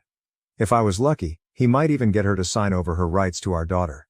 With that in mind, I told him everything and added that she was upset since he had not contacted her after she left that night. I urged that if he wanted her back, he should act immediately. The poor guy had no suspicions and had no idea he was being exploited, which worked out perfectly for me. I just hope Kathy still wants to make it work with him. When he comes back, she might accompany him. I also discussed this idea with my lawyer, who confirmed that what I did was correct. Even though the odds are already in our favor, it doesn't hurt to save time and energy by resolving this before going to court. Update 3. Kathy and I met for our first mediation session 2 days ago and it obviously did not go well. She disagreed with all of our views and said it was all a waste of time before ending the session after half an hour. After she left, I returned home after picking up my kid from school. When we returned, Leon was waiting for us at our door. The poor guy appeared to be in a dreadful state, and I can only imagine how he must be feeling after spending a few months with Kathy. I told him he needed to leave because my daughter and I had just returned home and wanted to rest. We didn't have time to cope with his turmoil, and I had already helped him in whatever way I could. I couldn't go out of my way to aid the man who had been having an affair with my wife, but he actually broke down, claiming that after their last battle, she hadn't even responded to any of his texts, and he had no idea where to seek for her. I informed him, as I had before, that I still didn't know where she lived and that I couldn't help him. He just slumped down on the front steps, crying and holding his head in his hands. At that moment I began to become upset since this guy and Kathy had literally ruined my life and now he felt comfortable enough to seek my assistance in finding her so they could settle things. I ordered my daughter to go inside so I could deal with this, and after she was inside, I told Leon he needed to leave because I was done with both of them for good. For good measure, I gave him Kathy's parents' contact information and told him to call them if he couldn't reach her, but he had to leave us alone immediately. I told him that he had damaged both mine and Kathy's lives. He tried to apologize, saying he didn't mean to harm me, but he'd fallen in love with her and couldn't stop himself. I didn't want to hear it, so I said nothing, and he departed. I'm constantly exhausted and bewildered, and I have no idea what I'm doing with my life right now. I sincerely hope and pray that Leon and Kathy can make things right for my sake, if not theirs, because if they do, they will most likely leave me and my kid alone, and I will finally be able to move on with my life. At this point, I'm not sure what's going on or how I should feel about anything. I'm numb for the most part and can't wait for this to be over. Update 4. Kathy stopped our mediation sessions a few days ago, saying she wanted to take our case to court. That would not end well for her, as we all knew, but it appears she was no longer in denial. Anyway, she came to see me a few hours ago with Leon. I suppose they were able to patch things up. I didn't invite them in since my daughter was home and unwell, and I didn't want to make things worse for her. I ordered them to wait for me at a nearby cafe, called my mother to take care of my daughter, and then went to the cafe to hash things out. When I arrived, Kathy and Leon apologized for everything they had put me through. Again, I had to inform them that this no longer mattered to me. I really wanted them to move on and explain why they had called me there. I didn't want to waste my time with insincere apologies, so they stopped skirting the issue and informed me that they recognized they had made a mistake by screwing me over and that they were really unhappy in Boston. Kathy missed our daughter, while Leon missed being his own boss. Kathy now wanted me to agree to send our daughter to see her every weekend, or every other weekend, because she didn't want to give up her current life. Leon's demands were even more outrageous. He wanted to return as a partner in the company and open a branch in Boston. The finest part of all was that they expected me to make a decision within a few days. Kathy's bosses had advised her that if she wanted to keep her job, she needed to return because she could no longer work from home.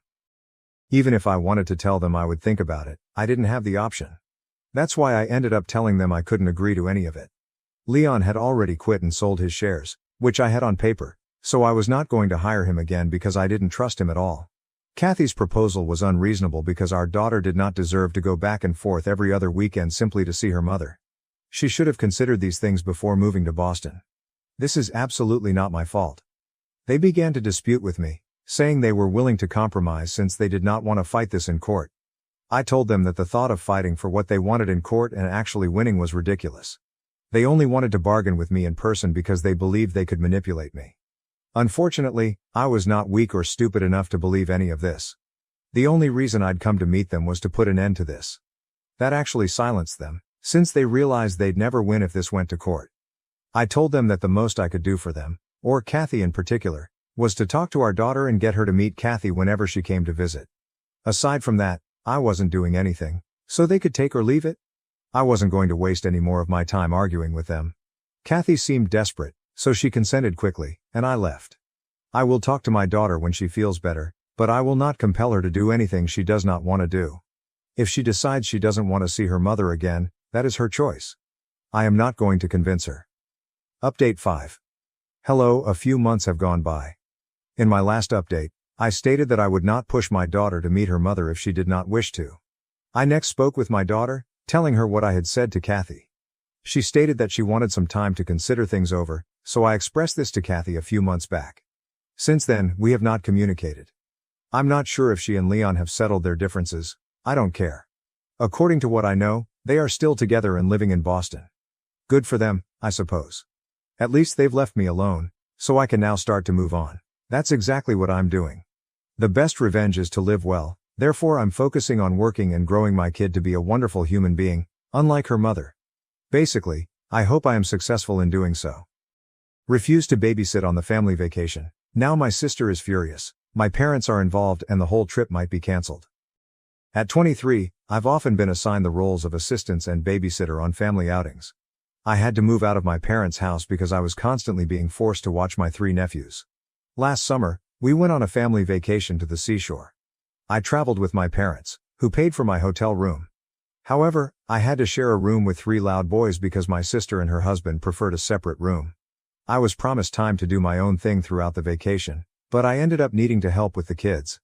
I protested to everyone about it and was told that I was there for free.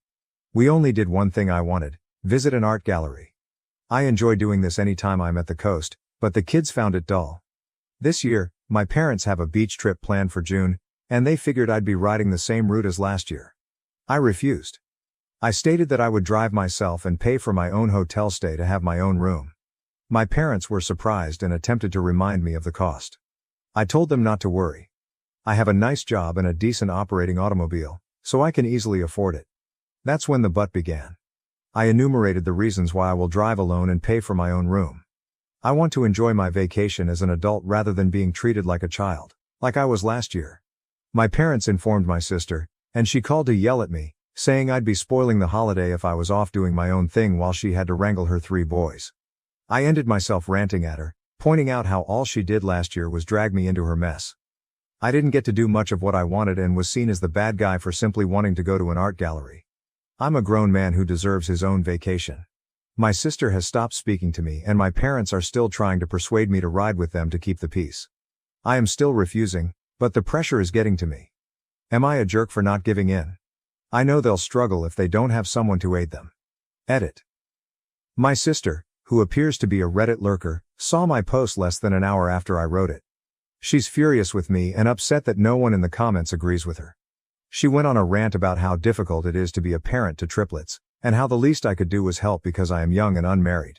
She stated she needed a break. I kept my position, and now she is contacting our parents to get them involved. I expect a call from them any minute. Update. Now that I'm off work, I can tell you more about what happened. To put it simply, it is over. My sister got our parents involved. They glanced at my post and were startled by the number of comments.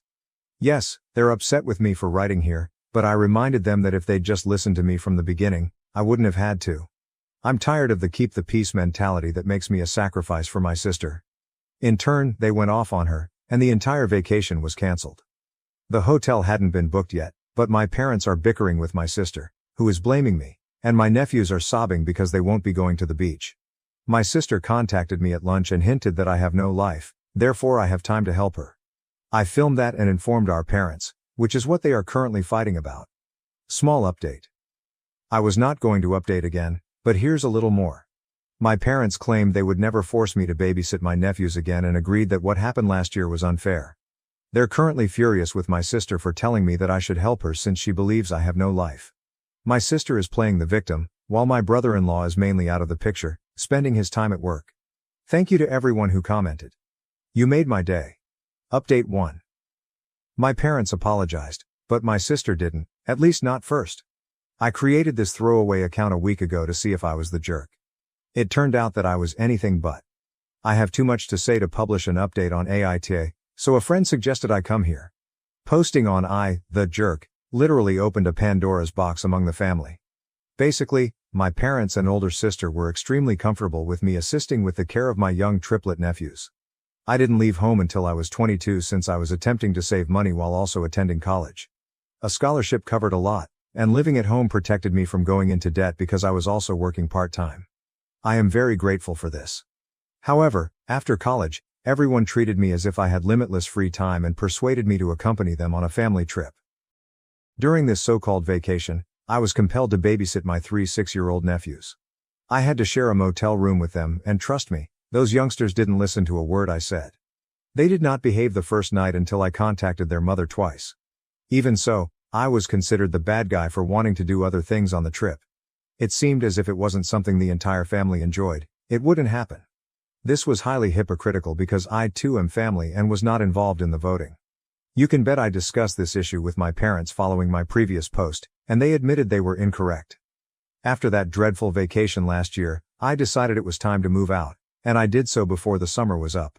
This astonished everyone because I gave them no notice. I obtained a terrific job very immediately after graduation owing to an internship, and I utilized the move as an excuse to reduce my commute from 45 minutes to 15. My sister despised it the most because it meant no more free babysitting on weekends, but she still attempted to force me to do it. I caved occasionally, usually after being tempted with pizza, and this became the new normal. But then, last month, my parents revealed plans for another family trip to the same location down the coast, and they essentially wanted everything to proceed the same way. I quickly recognized it for what it was: a trap. I knew that if I rode with my parents and allowed them to pay for the hotel rooms, I would be taken advantage of again. So I casually mentioned that I would drive and pay for myself, and that's when the storm began. When my parents realized they couldn't entrap me like previously, they turned to borderline begging, and my sister practically tried to force me to go along with the flow by gaslighting. Newsflash, I didn't. After refusing to give in to my sister's demands, I made the Am I the Jerk article following days of pestering. My sister discovered the post in less than an hour.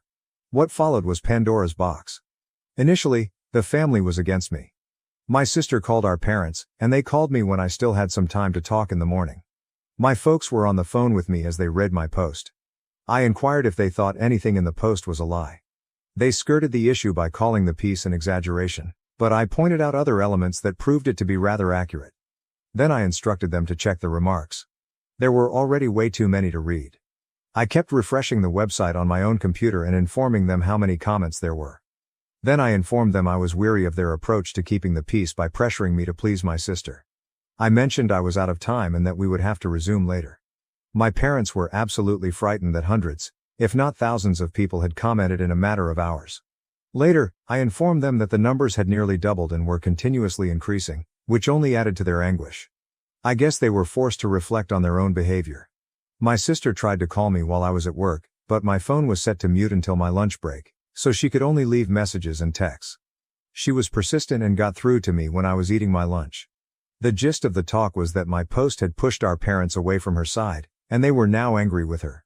My parents canceled the entire vacation after their dispute. Yes, they eventually admitted that they simply passed the blame out of embarrassment and accepted full responsibility.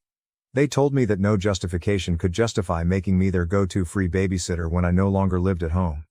They attempted to backtrack a little by pointing out that they never charged me rent when I was in college, but I reminded them that children do not beg to be born, and I was working hard to make my own way. Then I mentioned that my father had the same advantage because his parents allowed him to live at home for free while in college. That very much ended whatever dispute my folks had left. When my sister called me at lunch, I explained the situation to her, and she revealed her true colors. She intimated that I had no life and that my free time on weekends should be spent assisting her because she is exhausted and unable to go out without her children unless they are being watched. She is a stay-at-home mother whose husband earns a respectable living. They reside in a decent house that is owned rather than rented. To be honest, my nephews aren't really my responsibility. They simply imposed them on me and expected it to stay that way. My sister abruptly hung up on me, but I had recorded the conversation and played it for my parents later. They were outraged and basically went to war with my sister. She dug her heels in, blamed me, and then reaffirmed her idea that my existence should center around her. I told her that was the most narcissistic and entitled thing she had ever said about me. It took days, but her husband eventually intervened and pushed her to apologize to me. I'd never seen her so intimidated by anyone, but she was on the point of tears. It was later revealed that one of the reasons I was the go-to babysitter was that my sister did not trust others. It was never about the money, or was it? My brother-in-law assumed my sister was paying me for the time I spent after her children after I moved out of my parents' home. She didn't even give me petrol money, just enough money to get pizza for myself and the kids and keep the rest. For months, my sister had been shortchanging me. He yelled at her when this came out during her half-hearted apologies, and she was obliged to pay me what she owed, all from her own savings, which she appeared to be upset about. Then my brother-in-law apologized to me for his own passivity in allowing my sister to walk all over me and vowed to get a regular babysitter from now on. Yes, it will cost them a little money, but my sister will be able to reclaim her date nights. Then there was the family meeting the other evening. We all convened at my parents' place, and everything was laid bare, with apologies all around. My parents reinstated the family vacation, and I still intend to drive myself and pay for my own hotel stay. If my sister tries to relegate me to childcare duties, I'll stay in an entirely different hotel. I've said this, and she has guaranteed me that it will not happen. If I don't post again after my vacation in another month or two, you'll know everything is fine. Update 2. My sister contacted me and demanded that I take down my posts. Knowing how far it has spread has made her much more upset than she was previously. Having a family that is aware of your Reddit account has its drawbacks. My sister called me yesterday after I got off work to see whether any comments were still pouring in. She stated that she cannot take the negativity of looking at them because all of the comments are harmful to her. I was brutally honest. At least 10 comments come in every day and the majority of them say the same thing about her. She began crying and requesting that I erase my Reddit postings, but I refused, telling her that she could cry to anybody she wanted, but the post would remain since they were my promise that she would no longer treat me badly. After all, she felt like my life should revolve around hers, didn't pay me the babysitting money she was due, pocketed it for herself and forced me to be the continuous babysitter on last year's family vacation, so I had almost no pleasure at all. Is it any surprise that people dislike her so much after she treated me so badly? My sister yelled and hung off when I indicated that the posts had already spread to other websites since I had been approached a couple of times to allow an article about my position to be written, as well as some videos. My parents immediately contacted and begged me to take down the post. I declined, claiming that I only did this because they did not stand up for me. This would never have happened if they had told my sister to treat me as an equal rather than a servant. I am not her butler, babysitter, or handyman. I am her freaking brother and a mature man. Wouldn't they be bored of this bullshit if they were in my situation? They agreed, but asked me to take down the posts. I refused, saying I'd keep creating more if they didn't start standing up for me when my sister cried to them. Allow her to clean up her own messes, because their enabling of her has led to this. I didn't father those children. I have my own life, a new career and, ideally, a girlfriend. As there is someone I want to ask out. I am moving forward in my life and I will not be held back. They could either get out of my way or continue enabling my sister, but I warned them that the latter would end horribly for them. The only way for this Reddit post to stop is if the drama does. I've kept everything anonymous and I have the right to express my reasonable frustrations. My mother cried, and my father remained silent. I replied, "Tears don't move me. You know what it will take to put an end to this. Quit enabling my sister." My sister called me again, yelling that our parents had informed her they were no longer dealing with this and that she should figure it out on her own. Oh, and they told her to be kinder to me too. I imagined her eye twitching as she shouted within after hearing that. Be friendly to my little brother. What's this? Should I search it up on Google? Yeah, I was that sarcastic to her, but it made her weep too. When I hung up, my brother-in-law called me later to hear my side of the story. He was upset that I was still posting and that it had made his wife cry. I explained everything to him, and he promised to talk to my sister again. I'm hoping the drama stops here, but the family vacation is still scheduled for late June. I've already booked my room and requested a day off from work so that we can all travel on Friday. My room is also not near the ones that my parents, sister, Bill and nephews will use. In actuality, it is not on the same floor. When we go to the shore, if it is not a family activity, I will go where I want and do whatever I want. You can guarantee I'll visit those art galleries, eat local cuisine and simply relax for a change. Update 3. After the family vacation. The family vacation has come to an end, and as expected, some good and terrible things happened. The good news is that my parents refused to let my sister force me to babysit. Oh, she did try. The bad news is that my sister attempted to find out which room I was in, but she failed and got into trouble with her husband again. To begin, I informed the hotel ahead of time that they were not to disclose any of my personal information to anyone who inquired, with the exception of the police in the event of a major incident. They told me over the phone that they wouldn't tell anyone. On the day of our vacation, I left earlier than the rest of the family. I knew they wouldn't be able to move as a group until 10 a.m., so I left at 9 a.m. Check-in wasn't until 1 p.m., so I wanted to get a jump start. I sent out an FYI group text and took off like a shot to make the 3-hour drive. My parents were furious because they had planned a family brunch on the way, but I pointed out that I had never been informed of this, so it was cancelled in favor of fast food, as I had intended. I arrived at the hotel too early to check in, but I informed the desk staff that I was there to ensure that neither my parents nor my sister received any of my information.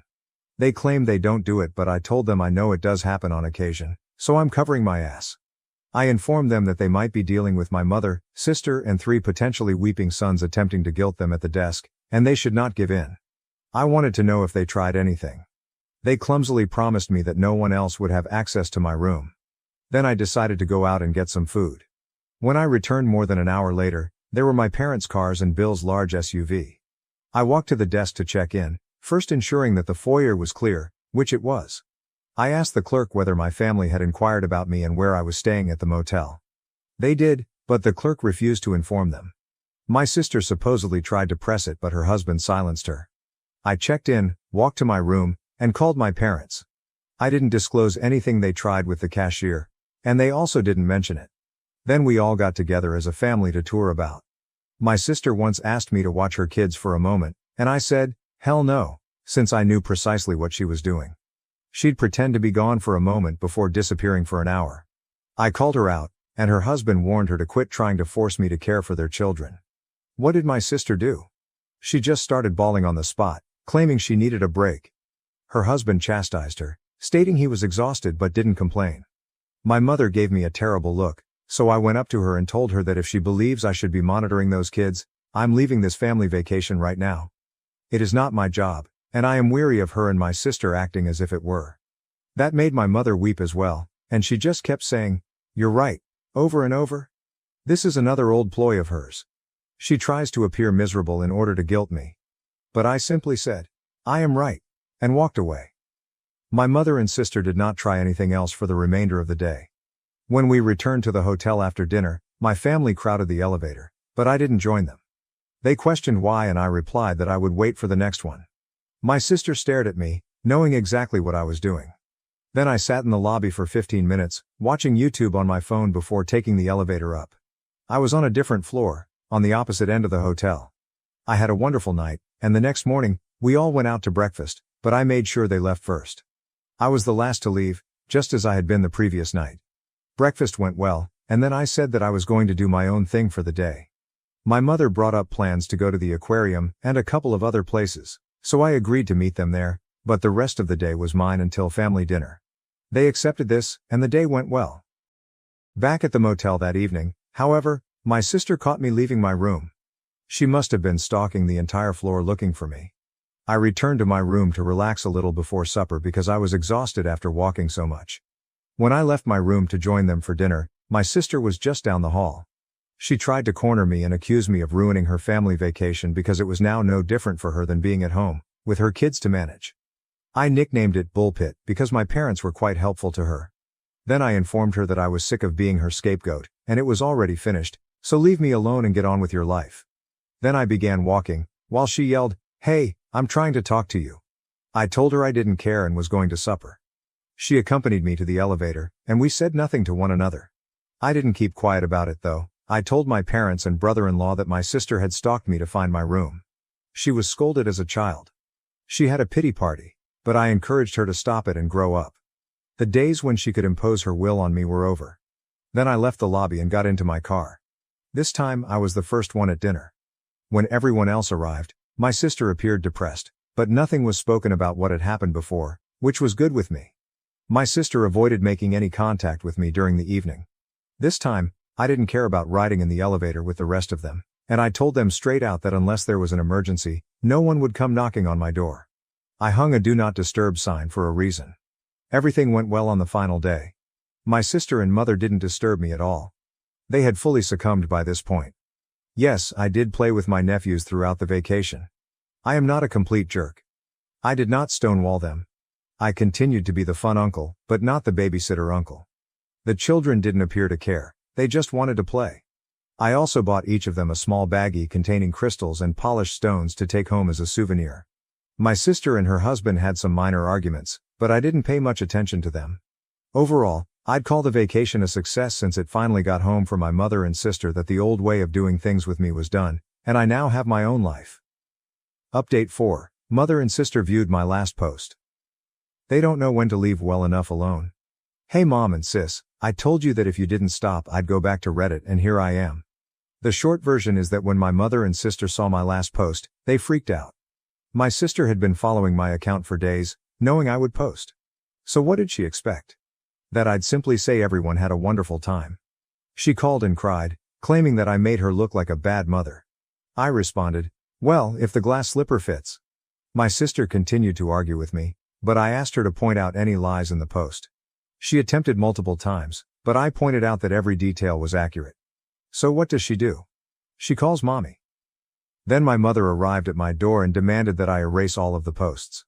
I told her no, and now I have additional ammunition. I ended up making her leave in tears. Later, I called my mother and father and simply told them that their enabling of my sister was the root cause of the prior family dynamic. I'll never go back to the way things were, so if they have any hope left, I'm extinguishing it forever.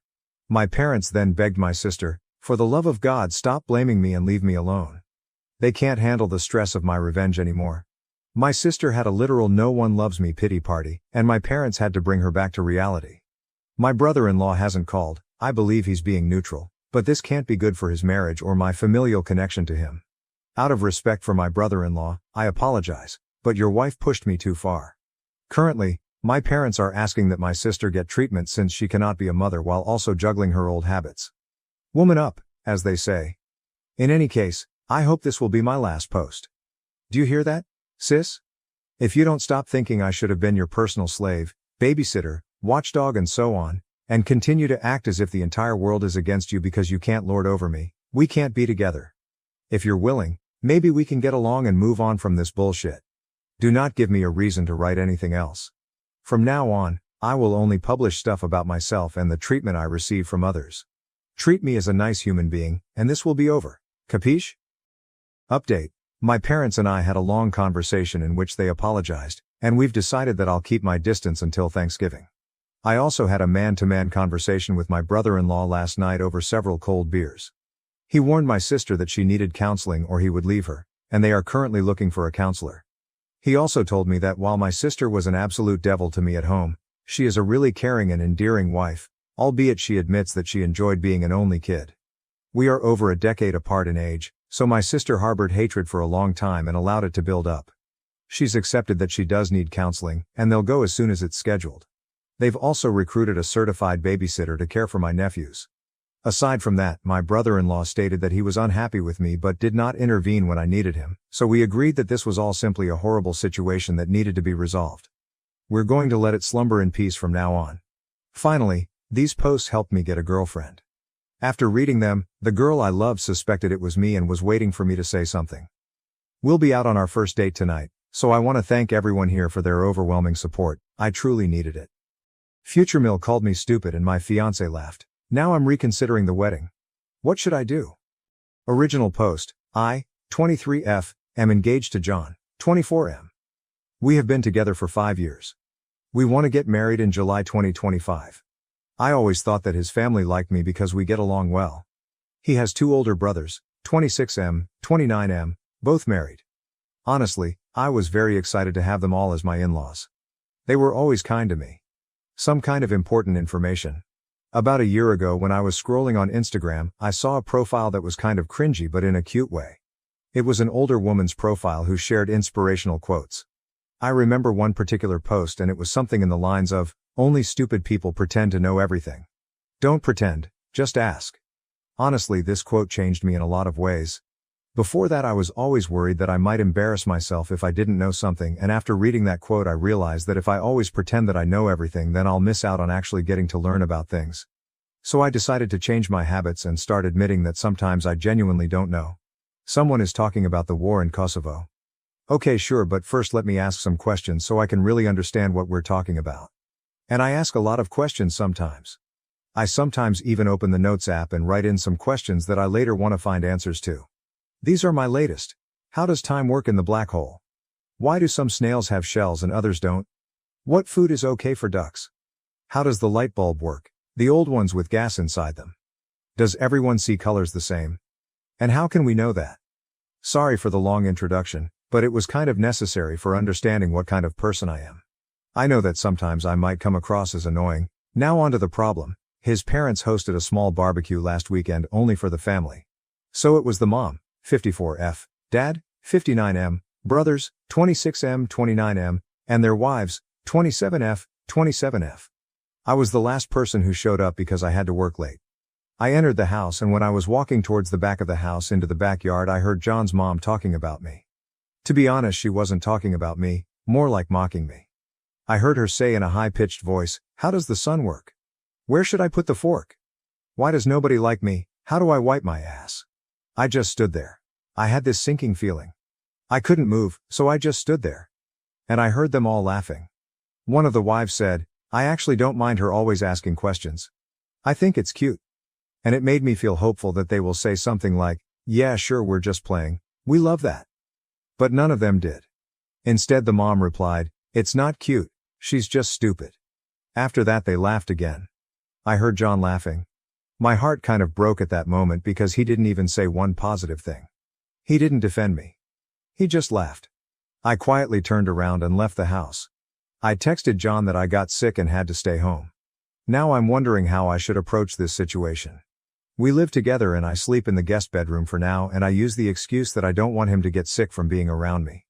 I can't ignore him forever and I can't pretend to be sick anymore, because it's been too long. I'm not sure how to proceed. Maybe it was just a misunderstanding. I'm considering talking to them about this, but I'm also worried that they won't be honest with me. I can't marry him if he really thinks I'm stupid. But I also can't marry into a family who thinks so little of me. But maybe it was a joke and I shouldn't take it so seriously. I'm so torn apart, and every day I convince myself a bit more that it's okay and sometimes we should all laugh about ourselves. Now I feel like I'm just going crazy. I would really appreciate some advice. TLDR, overheard future MEL calling me stupid and my fiancé laughed. Considering leaving him. I'm wondering if it might be just a joke and maybe a misunderstanding. Need advice on how to navigate the situation. Edit. There are many comments saying that they cannot stand people like me. I agree that sometimes I can be a bit too much with the questions, but with that being said, I still think I'm within reason. I don't do it around people I just met. I rarely do it at parties or other gatherings. I usually do it with people who are close to me, who I think wouldn't judge me, or with people who specifically have knowledge about something and are willing to share it. If I'm a part of a conversation, I'm not rude and I'm not interrupting. I usually just ask one or two questions. If a discussion is about climate change, I'm not asking about monkeys, if you know what I'm saying. I'm also not a complete dumbass. I don't ask questions which generally would be considered dumb to other people. I just write in the notes and check answers later on the internet. I'm capable of reading, so I make good use of it. But after all, I still do ask questions a lot. Update post. First of all, I wanted to say thank you to people who reached out to answer my questions about black holes, snails, ducks, light bulbs and other stuff. I would love to have you as my friends. For the other people who said I should just shut up. I don't really care if you find me annoying or hard to be around. I'm okay with that. I don't exist to please everyone. I'm just here for a good time, have my own interests and learn. I didn't expect my post to gain so much attention, but I'm so grateful for the advice. Most of you told me to break up with him and at the very least confront him, so that's what I decided to do. You gave me a push and confidence to do it. But before I did that, I texted the wife of John's brother, the one who said she liked me asking questions. I asked if we could meet up for coffee. She said sure. We met and I didn't see the point in pretending to her that I didn't hear their conversation. So after some small talk, I just said, I heard you all talking about me during the BBQ. She immediately got sad and said she felt embarrassed. She explained that it wasn't a joke, wasn't out of context, that it was just mean and hurtful. She said she's sorry for not defending me more, but I said that's okay and I understand. I told her that I don't blame her for anything, and just wanted to make sure that I understood the situation and see it for what it really was. And it really was laughing at me behind my back. Just bullying. At this point I just had to confront John. In my last post so many comments were saying that he will probably try gaslighting me. And you were right.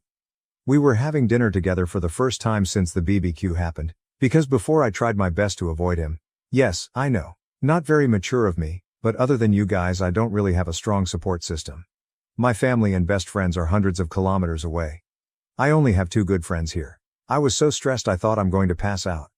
My legs were shaking and I was terrified because I knew deep down that this is the moment when my 5-year relationship goes down the drain. I looked him in the eyes and asked, how does the sun work? He looked confused, so I followed with, where should I put my fork? Why does nobody like me? At this point realization hit him and he started nervously laughing. I said I was there and I heard them. After the initial shock passed, he got mad. He said it's rude to eavesdrop. I said it's rude to bully people. He tried telling me that it was just a joke, that I shouldn't be so uptight. That it really was funny. I said that I didn't find it funny and went to the guest to calm down. He started panicking. He was asking me to please talk to him. He was much more apologetic and said that he will be 100% honest with me. I asked if his mother made similar comments before the BBQ. He said yes. I asked him if he ever defended me. He said he tries to. I don't know if I believe him. He told me he loves me and respects me. I don't know if I believe it either. I said that I love him too, but I need a break. He's all I ever knew. He was my first and only partner. I have no outside perspective of this. I have no experience. I need a moment to think. I will be going to my friend's house for a while to think everything through. The apartment has his name on the lease anyway. After I gathered some of my things and left, he kept texting me non-stop. He tried calling but I didn't respond. I was very hurt because he tried to belittle my feelings and only later when he realized that I might break up with him, started apologizing. The next day I decided to give him another chance to explain himself and I came back to the apartment. He seemed very sad and tired.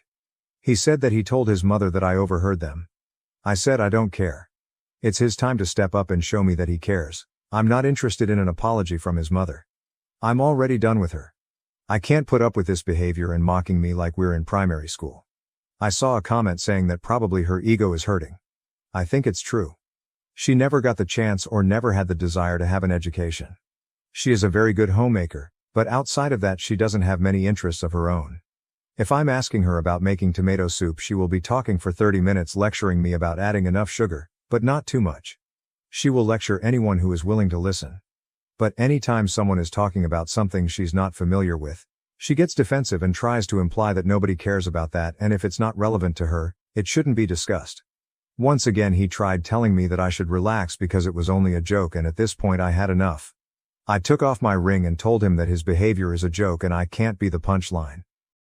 I told him that I wish him and his family the best and to look in the mirror to check if they really are as superior as they think they are. I said I'm going to be back with my friend soon to pick up the rest of my stuff and to not contact me again unless it's about moving my things out.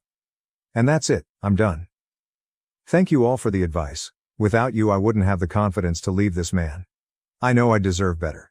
I can't be with someone who can't stand up for me, and I wouldn't be able to feel comfortable around his family, so I'm done with the relationship. I hope they will treat his next girlfriend better. Thank you again on Reddit for advice. Relevant comments. Commenter, keep on being curious. Not judgmental. OOP. Same. I absolutely love that show. I watched it with my ex and it's funny that he didn't like Ted and thought that his character was not relatable and silly. TBH, we all should have Ted's strength and positivity sometimes. Commenter, OP, your ex-mill can still go and get an education. Many have and there is still time. That's no excuse for what she did, and her saying that and acting like that shows how uneducated she is. OP, I think so too. I believe it's never too late to start learning something new and continue education. In my uni there was an old lady in her 70s, who recently graduated and everyone was just so proud of her. In my country, university is free, so the barrier of entry isn't as bad as in the US, for example. Update 2. It's been some time since I posted the last time, so I thought I'm gonna give you guys a small update, because some people still keep messaging me. I appreciate all the kind words. So, I got my own apartment now. I lived with my friend for a while and she was an amazing support for me after the breakup, but now I have my own place closer to my university and work. Turns out my ex-fiancé didn't tell his family that we broke up. I blocked them all except for the ex, because we needed to keep in touch in order to get my stuff from the apartment that we shared. And nice Sil. And a week after the breakup she texted me and asked when I will come to the parents' house because everyone wants to apologize. I called her and said that we're no longer together and I don't really want their apology. She seemed shocked because my ex was telling them that, we're fine, she just needs some time. XS told me that the family is still fighting over this whole ordeal and that the brothers are giving my ex a hard time about the situation. I told her nicely that I don't really want any updates. I like her, but I cannot put my energy towards following their every move. She told me she understands. I don't know what happened after that with them. I'm happy. I went on a date with a cute guy I met in a cafe, but I'm taking everything slow and I don't want to rush any relationship. I'm not ready because just 3 months ago I was planning a wedding and right now I'm single and focusing on studying and work. When I graduate I want to adopt a kitten, and that's my only goal in terms of any big commitment right now. I also enrolled in CS50 by Harvard X and I recommend you all to try and learn something new today. If you have any questions then feel free to ask and I will try to answer in the comments. OOP's comments. Commenter, update us on the kitten please. OOP. I will for sure. I'm so excited. I wanted to get a cat for so long but my ex was against it. He didn't like cats. He was a dog person. I'm waiting till I graduate because I want to have more free time to actually take care of it. Commenter, this may sound like a lot, but consider adopting 2 together. 2 siblings or a bonded pair are not much more work than one and they entertain each other and are so fun to watch. My profile pic is of our kitten we adopted with his sister at the same time and it's great. Oop, oh okay, that's good to know, thanks. And your kitten is so cute, give him and his sister some scratches and pets from me. Commenter, part of a longer comment. May I ask if you have already gone and picked your stuff from his place and blocked him for good? Hope so for you to end the chapter more easily. OOP. Yeah, after a week and a half I was done picking up my stuff. I tried not to be petty and take my silverware for example and not give him a reason to get mad. I didn't want to come alone so I only went when my friend had the time to help me. He did get mad when I took my air fryer, he loved it more than anything, haha. I blocked him after I took everything that was mine. Ex's family. I think even though the brothers still think what the family said during the BBQ was funny, they are giving my ex a hard time because he let a good one go or something like that. They don't think they were in the wrong but they're making fun of him for not standing up for me and they're laughing at the fact that I broke up with him and he didn't even have the balls to tell them. One of them said that if someone called his wife stupid, he would defend her even if she would have done something dumb. Commenter. You don't have a SIL, law is literally in the title. OP. Yeah, it's just easier for people to read and understand. I didn't want to call her my fiancé brother's wife because that's long and awkward. Commenter. Seems like you moved on very easily. From love to engaged and blocked within a few weeks. OP. Yeah, the love faded really fast. I didn't expect it. The attachment to him is still there, but I very quickly stopped feeling love for him when I fully realized that he sees me as stupid and at the very least not on his level. My FIL changed the inheritance because my son has autism, despite my grandfather-in-law's dying wish to provide for him. Before we get into this story you should know, my son is 5 years old and is nonverbal autistic. When I was pregnant my grandfather-in-law Robert Sr. told me that if I had a son and named him Robert IV he would inherit the family fortune of several $1 million worth of real estate and investments. This was his dying wish that his name lived on. I of course didn't know that my son would be nonverbal autistic but I agreed to it because I wanted to do what's best for the family.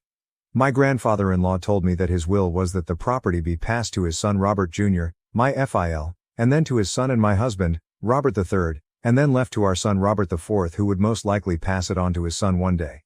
Well, he passed shortly after and left everything to his son with future intentions known and agreed upon. I had my son Robert IV and I thought that would be the end of it. Until a week ago. My FIL has 2 sons. Robert, my husband, the oldest, and Richard who is the middle child. Robert, my husband, is hardworking, good with money and reliable. My Bill on the other hand is not. He can't hold a job. He has multiple kids from different moms that he barely sees, let alone takes care of. He's also been in and out of rehab or jail, petty theft or drug use etc. Nothing major, the last decade. He's been given every opportunity to turn his life around and refuses each time. He's been given cars, job opportunities, places to live that other people who don't have wealthy parents to fall back on would kill for. He never takes it seriously and always takes it for granted. The only reason he is alive right now is being constantly bailed out or enabled by my MIL. Most recently we've given him our house, at my MIL's suggestion, so he could have a place to stay after he got out of rehab and to give him a safe place for his kids to visit so he could try to build a relationship with them. My husband and I needed a bigger place for our growing family anyway so we agreed to it and bought a second home and Richard moved into the first. He now pays the mortgage and whatever is needed to maintain the property. It's been a few months and surprisingly he's been making the payments on time despite not having a job. I suspect Neil has been giving him the money. I thought everything was fine until last Sunday when we got together for dinner. My Bill mentioned how he couldn't wait to move to his new place. I asked what he was talking about and he said he was moving into my grandfather-in-law's house. Excuse me. I pulled my husband and Phil into the other room and asked what was going on. My husband had no idea but my son told me that he was changing the will to leave the property and investments/money my grandfather left behind for our son to Richard. My husband's son would be getting my Phil property and smaller portfolio. Normally I wouldn't care but this property was promised to my son. My son is nonverbal autistic which we didn't know about when grandfather-in-law passed away. I'm not sure if he'll ever be able to live on his own or take care of himself after we're gone. My husband and I always planned that if that were the case our son could move into the property guest house and rent out the main home, which is currently being used as a family beach house for weddings or events or reunions etc. He could survive off that and the money from the portfolio to pay for a caretaker. This would give him a chance to live independently and if he turned out to not need additional support in the future then it was his to pass on or live in or whatever. Before anyone asks we did not forget about our other 2 children. Our daughter will inherit the house uncle currently lives in. Our second son will inherit our current home. Yes, their inheritance will be significantly less than their older brother but it was never our money to give away. Grandfather-in-law who was the original owner of the property made it very clear that he was leaving this for my oldest son and him alone. We want to stand by his wishes. My MIL and BL both knew of this plan. They told me they were supportive of my efforts to provide for our son's future and that I was a good mother for thinking so far ahead. I was deeply upset by this news and asked why he was changing his mind after promising to his father and to my husband that he would pass this on to his grandson and great-grandson. He said that he always intended to respect his father's wishes but that our son Robert IV didn't live up to the namesake expectations that he's sure grandfather had for an heir. Yep. My son wasn't worthy because he was autistic. Since he knew that my husband would honor his word and leave it to our son, he thought it would be best if he cut my husband out altogether and leave it to his other son Richard. I asked him why he would leave it to someone as reckless as Richard when his youngest Rachel was more financially responsible. He said it was because only a son could be an heir. Apparently my MIL has also been pressing for months to give Richard the home and that Richard told him that he deserved better than our charity. That since we had 2 homes, that we saved and paid for on our own, that it was only fair if he was given grandfather's property and money. I immediately excused myself, grabbed my kids and left the house. My husband and I talked and while he's upset about what happened legally, Grandpa left the home to his dad and he isn't obligated to leave it to him in spite of his promise. He says that he's sure we'd find another way to provide for our son if he needs it. That however isn't good enough for me. We busted our butts and sacrificed so that we could give all of our children a home to live in someday. Now we're being put into a position where we have to choose which of our children get a home. Not to mention if our son does need additional support and income, he's going to have to live with us and off of our income and will not have the chance to be independent. This is when I thought about the dirty little secret buried in the family skeleton closet. 2 years ago my husband and his 2 siblings were given those DNA tests for Christmas and found out that Richard was only their 1/2 brother. They confronted MIL, who admitted to having an affair, but she didn't know if Richard was FIL or her lover's child. When she got pregnant she apparently ended the affair for good and hasn't strayed since. She begged her kids to not tell FIL because Richard needed his support. She said he would disown him and divorce her if he ever knew the truth. For the sake of keeping the peace and since this wasn't my side of the family drama, I agreed to never speak about it again. But since we're breaking promises and going behind each other's backs, I just might print out his 1/2 brother status and mail it anonymously to Phil. This of course will implode the family while I happily watch from the sidelines, as well as securing my son's place as the inheritor of the family fortune. After all, only a son can be an heir and Richard is not his son. A few days later, added to the post in response to people commenting on the post and readability. Edit, I'd like to give some more context to those in the comments. I am not rich by any means at all. My parents grew up in poverty and worked their way up to lower middle class.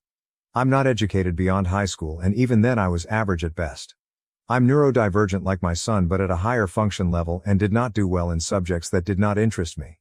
My husband and I met on a high school track field and it was love at first sight. His parents did not want us to be together. I was not the girl they picked out for him and I didn't come from the right kind of family or come from the same religious background. My husband knew choosing me was going to make his life harder and he'd have less support, and he did it anyway. He lost his college fund so he joined the military. I worked in a pizza shop while he was in training and we got married right after, and I moved into his 2-bedroom apartment he shared with a guy from his work. I worked at a Waffle House around the corner while he took college classes online. We worked hard to get where we are now. He got out after finishing college and we moved back home and bought our first house, a small 3-bed 2-bath. I want to point out that in the first 5 years of our marriage, while they didn't accept me, they were never mean or rude to me. They called their son regularly. They were always cordial about me and asked how I was and always sent gifts on Christmas and our birthdays. After we moved back and they actually got to know me, we became a lot closer. I also converted to their religion, and I felt like they were starting to accept me, and when I got pregnant with our son I was officially a part of the family. I did not see any reason to not trust them or believe them when my grandfather-in-law asked me to name my son after him. My husband is a very sincere and honest person, so when he told me they were serious, that's all I needed to hear, and I agreed to it for the sole purpose of securing a better future for my son. I wanted to name my son after my own father and grandfather, and they knew that, and it was incredibly difficult to go to my dad and tell him I changed my mind and he wouldn't be named after him but instead after my husband and father-in-law. I could tell he was disappointed, but he agreed that I was doing the right thing for our son. So for them to put me through that, robbing me of the chance to pick the name for our firstborn under the promise of he will want for nothing, and then to snatch it away because he wasn't the kind of namesake you wanted, because he was autistic, because he wasn't the perfect heir they imagined, and they expect me to bite my tongue and be okay with my son being screwed over. Hell no. We're going to be visiting my extended family for the summer next week. I'm going to have my friend mail it from a local post office a week or two after we leave, so there's not a trace back to us, and we'll see what unfolds from a distance. Edit, Jesus people. I get it. I will clean up the story. Look. I added periods. Are you happy now? Small update on same post a week later. Small update. I've taken the comments seriously and I have formulated a plan to orchestrate this from the shadows. So far I've executed steps 1 and 2. My Mill has 2 sisters. One lives only an hour away and has a drinking problem and loose lips after she's had a few. I figured if anyone had dirt on who Richard's biological father is, it would be her. I dropped by unexpectedly at Great Auntie's house with a nice bottle of tequila, and after a few she was in the golden state of being sober enough to accurately spill the tea but drunk enough to forget telling me. I've got a name and that he was local to the area. I've decided to hire a PI whom I just got off the phone with. I've asked him to find the guy and let me know when he does. I'll update with the next step once he's been found. Final update on same post a month later. Final update. I apologize for making everyone wait so long to close this saga. I was visiting my family when one of my children got very sick and was hospitalized for a week. They are doing well and we are home now and will be getting surgery to correct the problem soon, so there is no need to worry on that end. That being said, up until a few days ago my entire focus was on my child and their well-being, so I put all of this on the back burner. I found Richard's biological father fairly quickly via PI and requested that he collect an item with saliva on it and send it to a company with Richard's toothbrush I stole while visiting a few weeks ago before I left to see if they were in fact a paternal match before I put my plan into motion. I received confirmation via email and requested Richard's father's address from my PI and got to work. I called my friend and told her to expect a package in the mail and asked her if she could open it and put the sealed, addressed and stamped envelope in the mail for me, and she agreed. Inside that envelope was a letter I typed and printed from the hotel office area claiming to be my MIL and that I recently found out via DNA testing kit that my husband wasn't Richard's father and that the only other man it could be would be him. I told him that I had hired a PI to collect his DNA so that I and he had 100% proof of his paternity to Richard, and the DNA was a match. I told him Richard wanted to meet him at least once so he could have some closure and offered him a large sum of money if he could make this happen. I then created a fake email account with my MIL name and told him if he was interested to email me. I also included the DNA test and paternity test results. A few more days passed and I had an email agreeing to meet. I emailed him telling him to come by my in-laws' house at the regularly scheduled weekly family dinner time.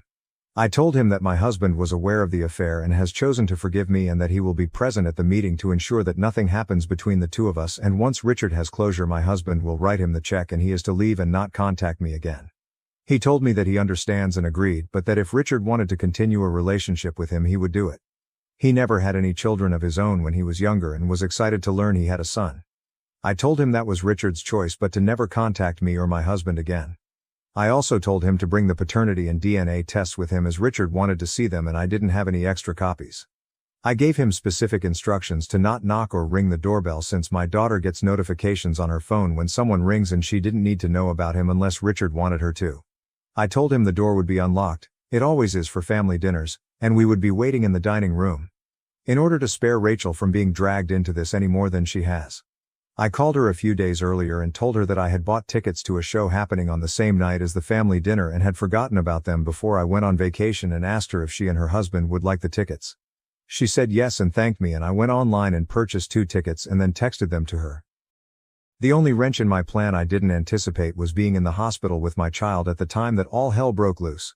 I was in the hospital with them for about 3 days while my husband was at the hotel with our other 2 when he got the call from File. Mill's affair partner shows up as scheduled with the DNA and paternity tests and thanks my MIL for arranging this meeting.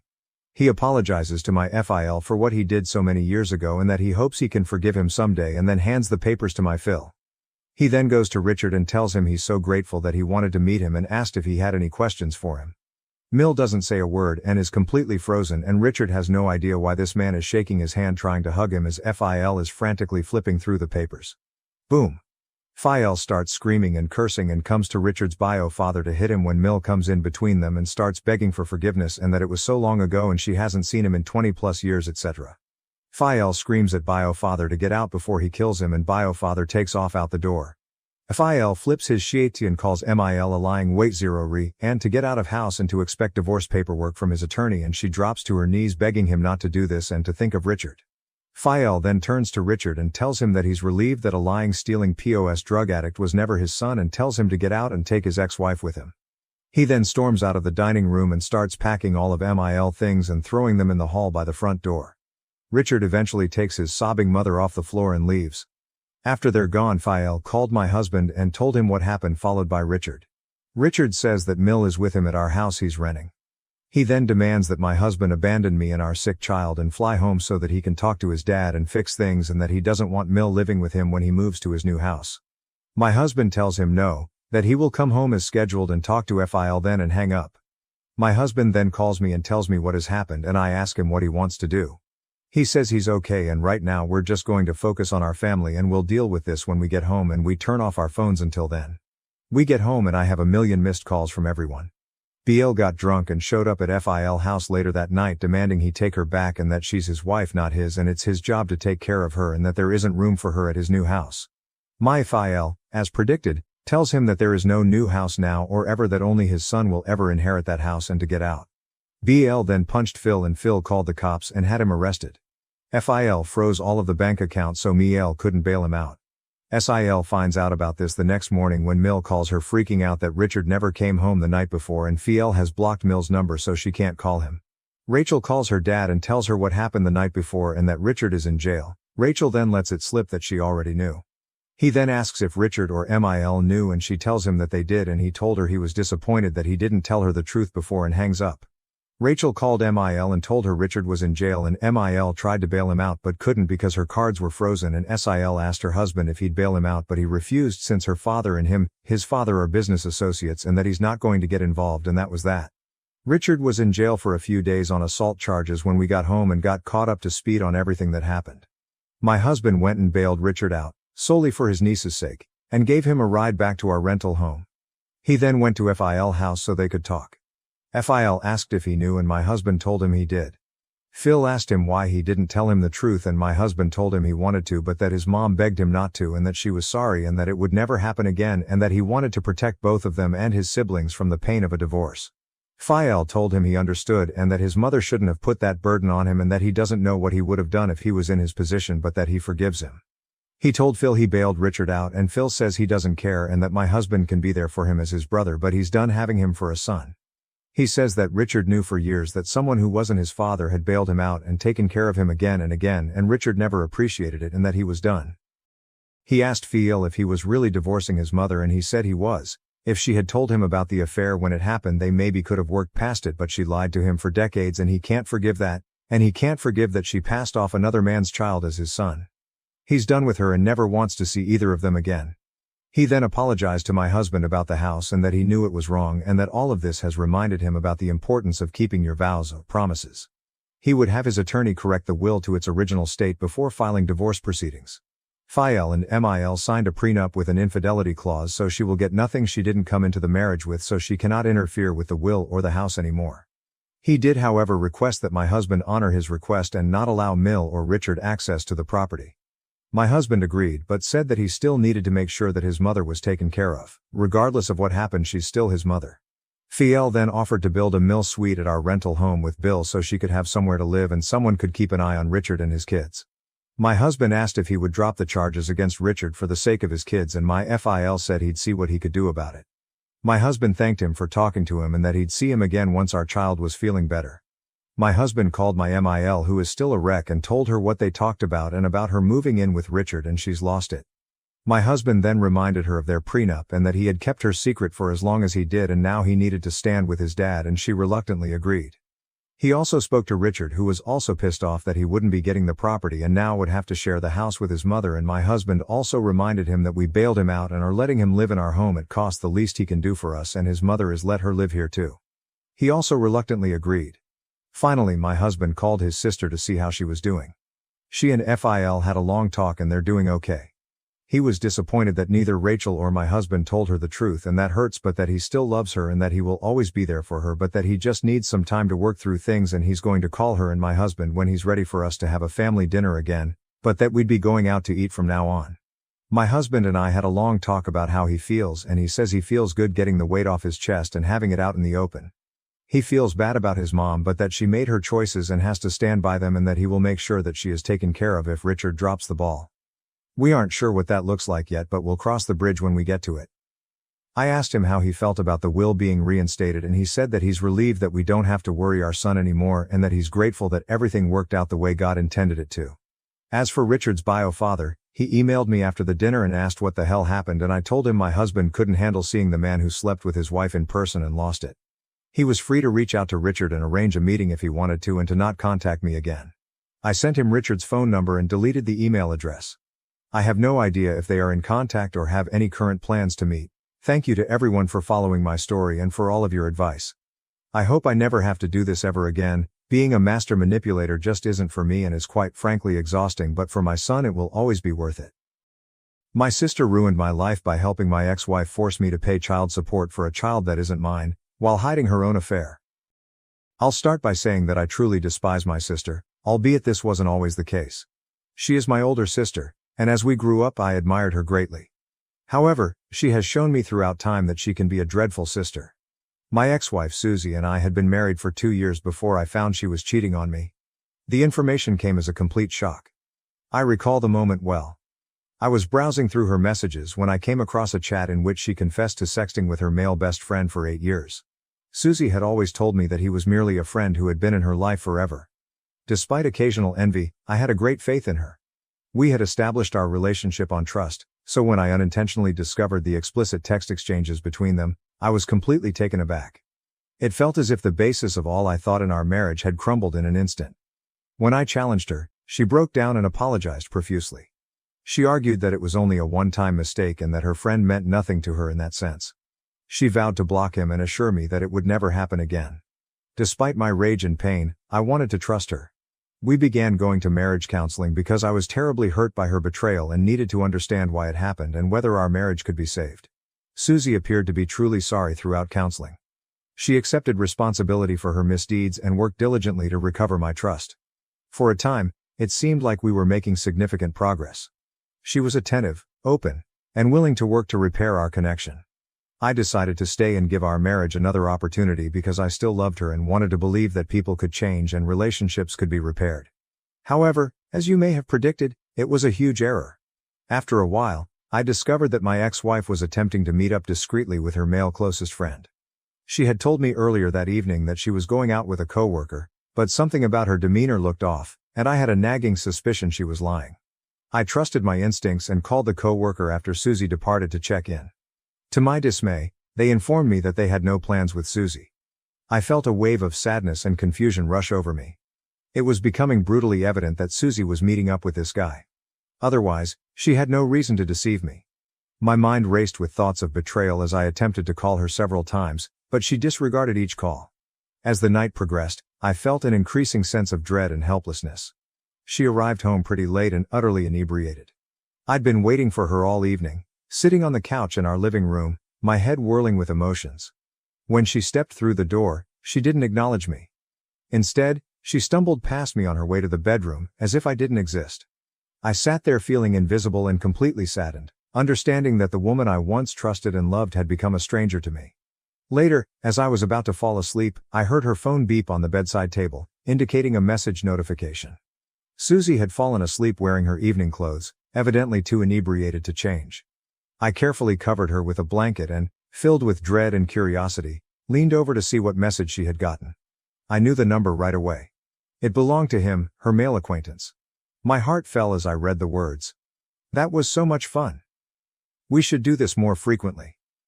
The message ended with a tongue and a sweat drop emoji, which made matters worse. I felt a rush of sickness come over me. There was no way a guy would send a message with those emojis unless something big had occurred between them. My mind raced with frightening thoughts of what they may have done. I felt ill to my stomach as I realized that my worst worries were probably true. I attempted to relax myself, but it was impossible. The betrayal felt like a real agony in my chest, and I couldn't get rid of the thought of them together. I couldn't get any sleep that night. I tossed and turned in bed, my mind filled with fear and grief.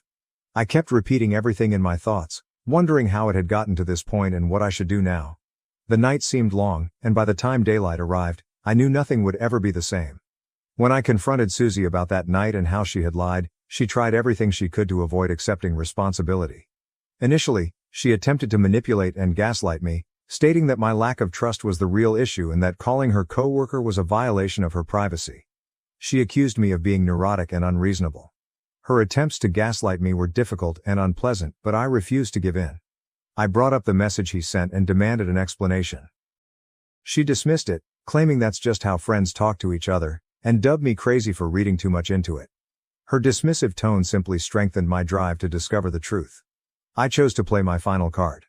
I told her that if she didn't come clean, I'd approach him directly. This warning seemed to hit a chord. She became visibly uncomfortable and attempted to persuade me not to contact him, evidently concerned about the repercussions. Susie eventually broke down and confessed, despite her initial resistance and reluctance. She stated that she had wanted to meet him for a long time and that they did make out after becoming intoxicated. Her statement was like a blow in the gut, confirming my worst concerns and breaking any remaining faith in her. She proceeded to defend her behavior, claiming that our marriage had grown dull and she was looking for excitement elsewhere. I firmly objected, pointing out that her adultery and deception were the very reasons our marriage had deteriorated. I reminded her that it was hard to go back to normal after realizing she was sexting with another man. Despite her attempts to excuse her behavior, I held firm.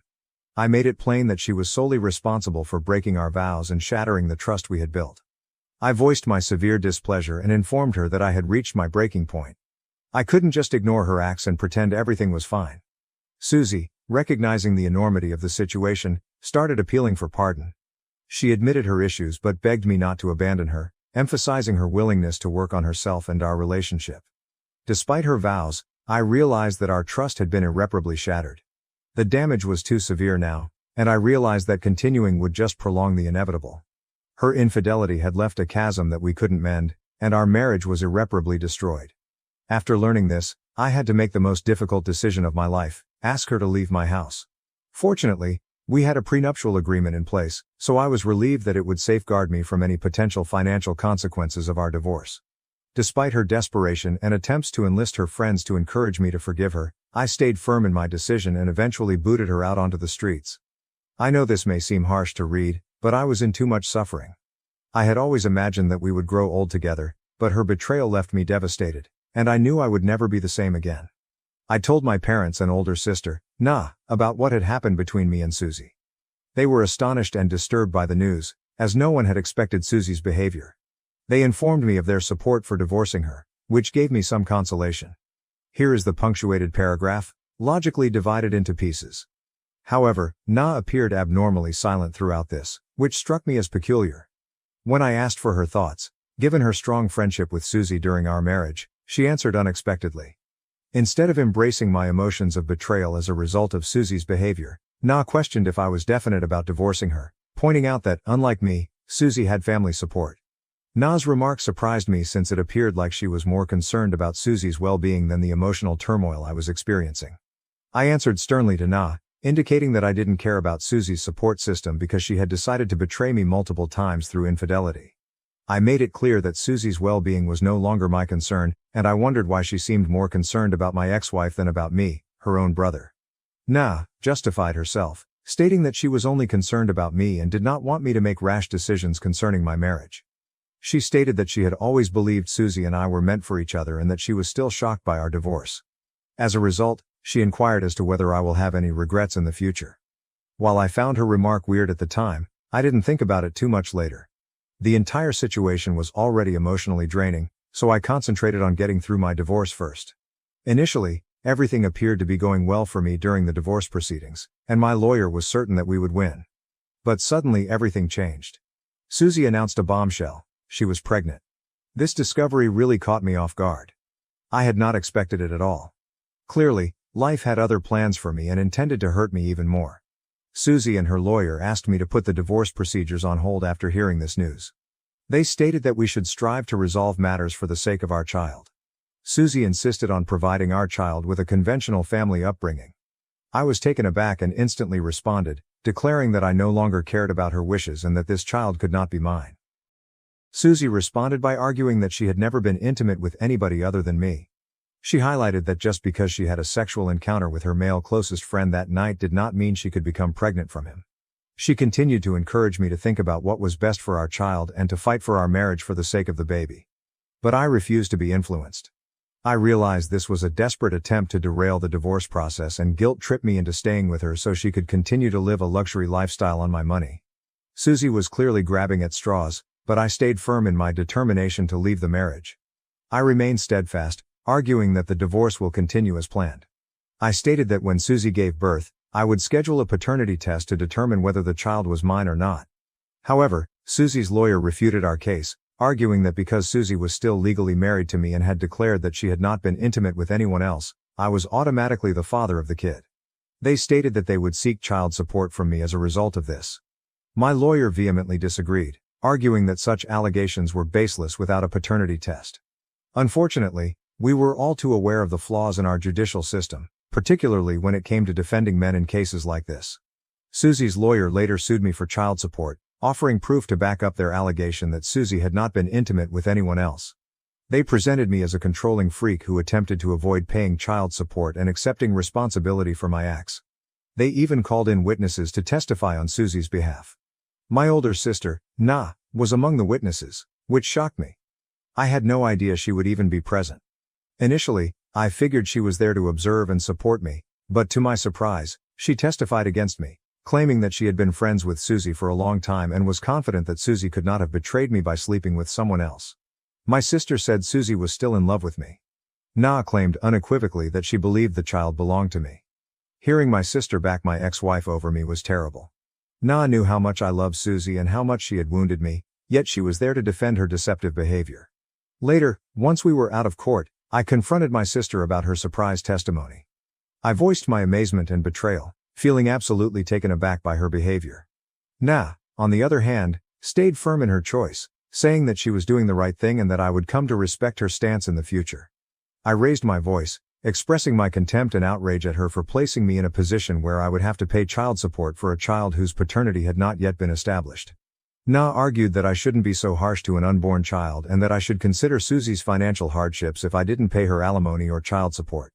She told me that I would never comprehend her point of view since I did not have parental instincts like women.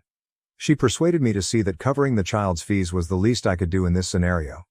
My sister's point of view left me feeling exploited and very uneasy.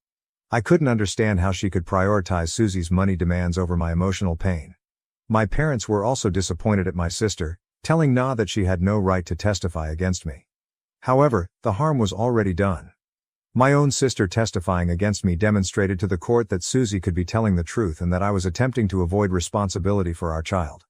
As a result, the court found in favor of my ex-wife, awarding her child support from me until the child turned 18.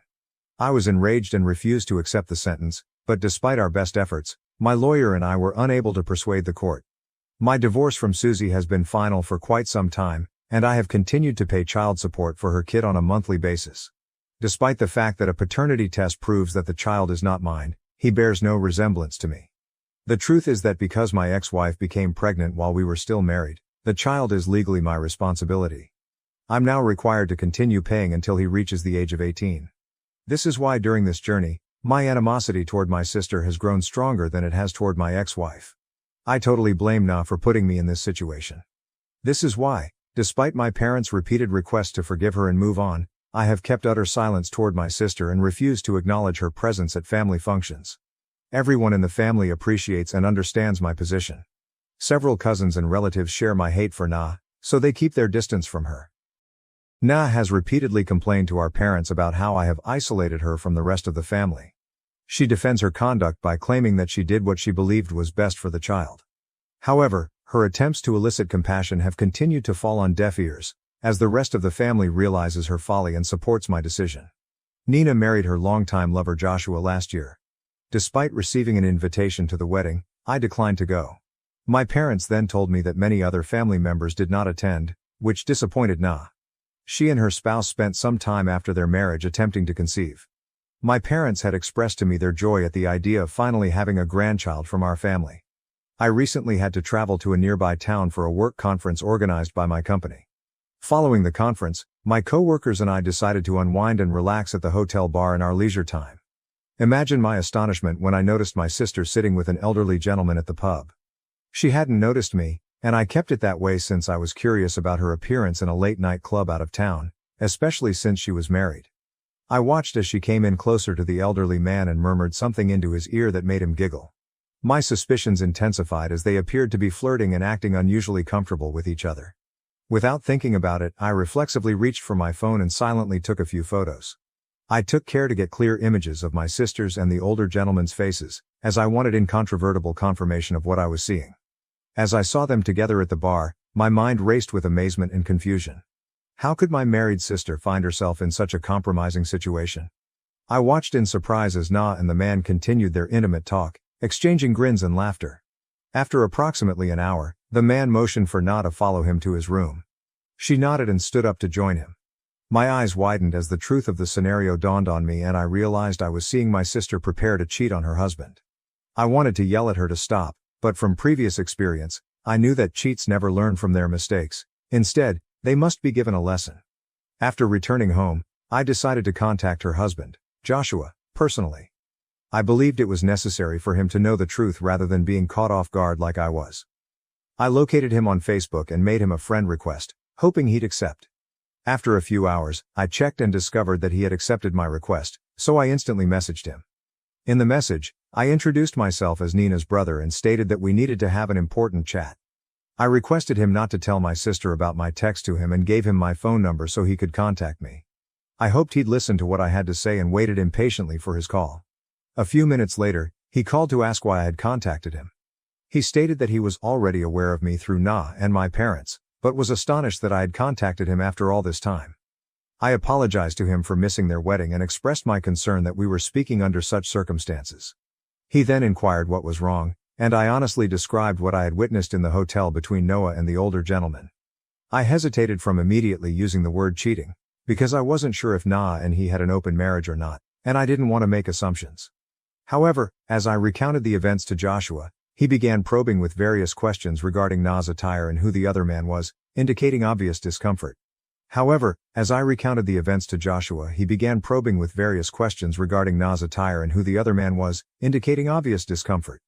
To back up my story, I said that I had taken photographs of her with the gentleman, as I found it difficult to believe myself. I immediately shared those photographs with him to provide actual proof of what I had experienced. He was clearly moved by the revelation of Nina's infidelity and was wrestling with the seriousness of the situation. After a lengthy pause, he suddenly expressed gratitude for my candor and asked why I would go out of my way to assist him, given that we were virtually strangers and I no longer had a relationship with Na. His query struck a chord, prompting me to share my own experience, explaining how I had been in his shoes when my ex-wife cheated on me. As I probed more into the circumstances, I explained how Na had exacerbated my agony by testifying against me, resulting in my current burden of paying child support for a child who was not even mine. Joshua remained quiet for a few minutes after hearing my story. He then revealed that Na told him an entirely different version of the truth. Susie and my marriage, she claimed, were already faltering. And we had ceased being affectionate, prompting Susie to make a one-time error that allegedly led to our split. I was furious after hearing this distortion of truth, and I explained to Joshua that Susie had cheated on me twice, demonstrating that our divorce was not the result of a single error, but of her continually breaking my trust with her male buddy. To my relief, Joshua believed me and appreciated my candor in exposing my sister's dishonest actions. He informed me that he had no intention of staying with a cheating partner and planned to discuss this with Nina. In the days that followed, my parents regularly called to accuse me of wrecking Nina's life, since she was going through a divorce. They accused me of intruding unduly in her marriage and voiced disappointment at not being able to have a grandchild from her. Following this, I did not hold back in the dispute. I refuted their claims by explaining that it was not my responsibility that their daughter was unfaithful in her marriage. I suggested that instead of focusing on the prospect of having a grandchild, they should concentrate on teaching my sister better values and morals so she might become a better person. Na also sent me a derogatory text, accusing me of being a bitter young boy who couldn't keep his nose out of other people's business. She even said that Susie's infidelity during my marriage was legitimate, and that I deserved everything that had occurred to me. Her message enraged me, and it took me several hours to calm down after reading it. However, fate appeared to have its own way of balancing things, as I recently discovered that Na is presumably pregnant. She claims Joshua is the father, but he refuses to accept any responsibility. Joshua has contacted me, requesting that I testify for him when the case eventually goes to court, as I was the one who took those incriminating photos of Na and the other man. I accepted without hesitation. Not only to exact revenge on my sister, but also out of sympathy for Joshua. I do not want another man to go through the anguish and betrayal that I did with my ex-wife. Since then, my parents and Nina have persistently pressed me not to testify for Joshua. They continue to emphasize that family comes first. I can't help but find their sentiments amusing, especially since Na didn't emphasize family when it came to me. I am determined to teach my sister a lesson and guarantee that her husband does not meet the same fate as I did. Update 1. I'm shocked at how polarized everyone's reactions to my post are. I can't believe a few women are attempting to persuade me to support my sister, even though she has blatantly cheated. I say, shame on you. Believe me, I would have had no issues if my ex-wife had requested child support after demonstrating that the child was mine. But she didn't. She knew the child wasn't mine because we weren't even intimate at the time. As a result, she willfully forced me to accept responsibility for it because she couldn't pay it on her own. I couldn't show that she had intimate connections with that other guy because there was no evidence other than the text I discovered. As a result, I despise my sister Na for deceiving me and testifying for my ex-wife. However, now that Na is also manipulating her husband, I will not stand for it. I will testify against her and ensure that Joshua does not suffer the same fate. If it is discovered after the child is born that Joshua is the father, I am confident that he will step forward because he appears to be a lovely guy. But, until that is confirmed, why should a husband be required to pay child support when his wife has clearly been sleeping with other men? Na has expressed no guilt for her infidelity or for being the cause of her marriage's dissolution. Unlike my marriage, Joshua and Nina do not have a prenuptial agreement, which means he may be required to pay her alimony. On top of that, I feel he should not be required to pay child support for a child who is not his. I believe I'm doing the right thing, and I'm pleased that the majority of the comments support my decision. Update 2. It's been a long time since I posted anything here. Today, I testified against my sister in court. I described what I had seen her do with the older man, showing all of the proof and images. I could feel my sister's angry stare on me the entire time, but I remained determined. Despite her lawyer's attempts to discredit my testimony by suggesting I harbored a grudge against my sister, the judge accepted its credibility. I hope my testimony has a favorable impact on Joshua's case and that he is not required to pay child support, but the conclusion remains to be seen. In the midst of it all, my relationship with my parents has deteriorated. My mother called me, her voice strangled with tears, after learning that I had followed through on my pledge to testify against my sister. She was plainly disappointed, telling me that she and my father hoped I wouldn't do such a thing to my sister. As I listened, I couldn't help but become frustrated. I reminded her that they had never battled for me so hard when my sister had done the same thing to me during my divorce, and that they had even forgiven her for everything. Yet here she was calling me a letdown and wailing as if my troubles and pains were insignificant in comparison to my sister's. I informed my mother that it was unfair for them to chastise me for standing up for what was right and expressing the truth, especially because they had previously failed to support me. It seemed like a betrayal, and I made it obvious that I did not need them or my father in my life if they were going to favor my unfaithful sister over me. Since then, I've stopped talking to my parents and refused to answer their calls or respond to their messages. Update 3, I am returning with an update on my sister's predicament. I'm happy to say that Joshua has been exonerated of paying child support to my sister. I'm sure Na is upset. I can't help but feel relieved knowing that at least one person was spared the unjust weight that so many others, including myself, have had to bear. To clarify a few more points. No, I don't have a relationship with Susie's son. Even though I still pay child support. If the son grows up and contacts me, I will not hesitate to tell him the truth about his mother. Yes, my parents and I are still not communicating. And to be honest, I have felt much lighter and more comfortable since they stopped contacting me every other day and blaming me for not supporting my sister. Nah, she won't dare confront me since I'm sure she's still embarrassed that I testified against her. Also, yes, she will receive alimony from Joshua as we expected. No, my parents do not have a relationship with Susie's son because they know he is not my child. I'm not sure if they'll accept Nina's child, but maybe they will. That is all. My wife cheated with my boss, called me a broke loser, and now she's demanding the house and alimony. I'm fighting back in divorce. I, 26M, have been married to my wife, Zoe, 23F, for a year. We had been together for 4 years and, despite our disagreements, had been able to make it work thus far. Zoe and I are from quite different origins, and her life has been extremely different from mine. We first met in college at a friend's birthday celebration. I fell in love with her right away because she was the most beautiful person I'd ever seen. When I started talking to her, I discovered she was both charming and lovely. We got to know each other better over the next few months through texting, and we went on a number of dates before committing to a commitment. However, it wasn't until we moved in together that she told me about her family, which had always been a mystery to me. She had informed me that she did not want me to meet her family because she didn't get along with them and had been out of touch for several years. After almost a year together, I finally told her that I wanted to learn more about her family since it felt like she was hiding something from me, which I wasn't comfortable with because she knew everything about me. She ultimately informed me that she and her parents were no longer in contact because they had kicked her out when she started college. They wanted her to drop out and work to support the family, but she wanted to acquire a degree, which they didn't like. After a violent fight, they instructed her to go, so she did. With the support of a few family and friends, she was able to save enough money to cover her tuition, and that is how she paid for college. Apparently, her parents had always been frugal and unwilling to work hard enough to earn their own living.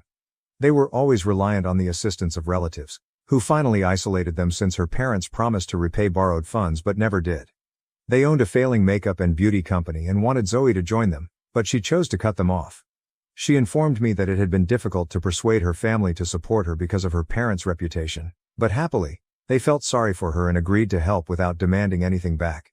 She owed a lot of people money, which is why she worked so hard at such a young age, earning a degree while simultaneously working part-time. Her tale inspired me, and I wanted to help her. I promised her I'd start contributing and assist her pay off her bills. As previously stated, I come from a very diverse family. My father is an ophthalmologist, and my mother is an entrepreneur who has a successful online jewelry business. I grew up nicely, and money was never a concern for me. However, this does not imply that I do not value money or recklessly spend it. I am not that type of person. What I'm trying to express is that I've never had to struggle with money. So when I learned about Zoe's story, I was moved. She had kept it a secret from me for so long because she was scared I would label her as a gold digger, as some had when they discovered she was dating me. We discussed it and decided that I would assist her in repaying her debts more quickly. I started sending her a specific amount of money every month, and she told me it was quite helpful. I never asked for details because I trusted her, and she had never given me any reason not to. I don't think she understood the money I gave her was from my income, not my parents', but that didn't matter to me. We were living in my apartment at the time, and I was responsible for all of the bills. I was already generating money, so it wasn't an issue. Zoe had recently graduated and was still looking for full-time work, and I didn't want her to squander her money while I could manage on my own. We were happy together for the 4 years we lived together, including the year after our wedding. However, her conduct began to change slightly after we became engaged, though not dramatically enough for me to notice. I became really busy at work after we got engaged, rushing to finish everything before the honeymoon, so I didn't have time to notice minor details, such as how she was spending more time on her phone, frequently arriving home late, or how she had ceased looking for a full-time job. I wasn't worried about it because she had just graduated and I knew she'd find something. We married about a year ago and my parents and I paid for the entire ceremony. Zoe did not have a large family, and we couldn't rely on her parents, so we opted to pay for the entire event ourselves. Zoe didn't even offer to help, which I didn't think was unusual given her situation, and I was comfortable with it. Following the wedding, I continued to pay all of the major bills, not expecting her to share anything with me. She informed me she was still looking for work, but none of the offers fit her. She preferred something more demanding. I believed her since she had worked hard and deserved to rest. We also maintained the agreement under which I handed her money every month, figuring she was utilizing it to pay off her obligations. Unfortunately, I realized a few days ago that she was cheating on me with my boss. I was not spying. It happened by coincidence. Zoe was showering, and I was in the living room, where her laptop was charging. Suddenly, I noticed she was receiving a voice call on Instagram from an account called Unknown Lover. My initial inclination was to answer the phone, and then I heard my boss's voice wondering why she had taken so long to respond. The phone ended, and I hung up right away, attempting to make sense of what had transpired. I tried to tell myself that there could be an innocent explanation, but then I opened Instagram on her laptop. When I opened the chats with the account Unknown Lover, I discovered they had been having an affair for a long time, even before we married. I scrolled back as far as I could, and Zoe's long baths gave me plenty of time to unearth everything. They began flirting around the time we got engaged. According to what I learned, my boss, 32M, hit on her during our engagement party, and she responded beautifully. After that, he made a burner account to flirt with her, which is how their relationship began. I realized they had been sleeping together for quite some time, and she had been more verbally affectionate with him than she had ever been with me.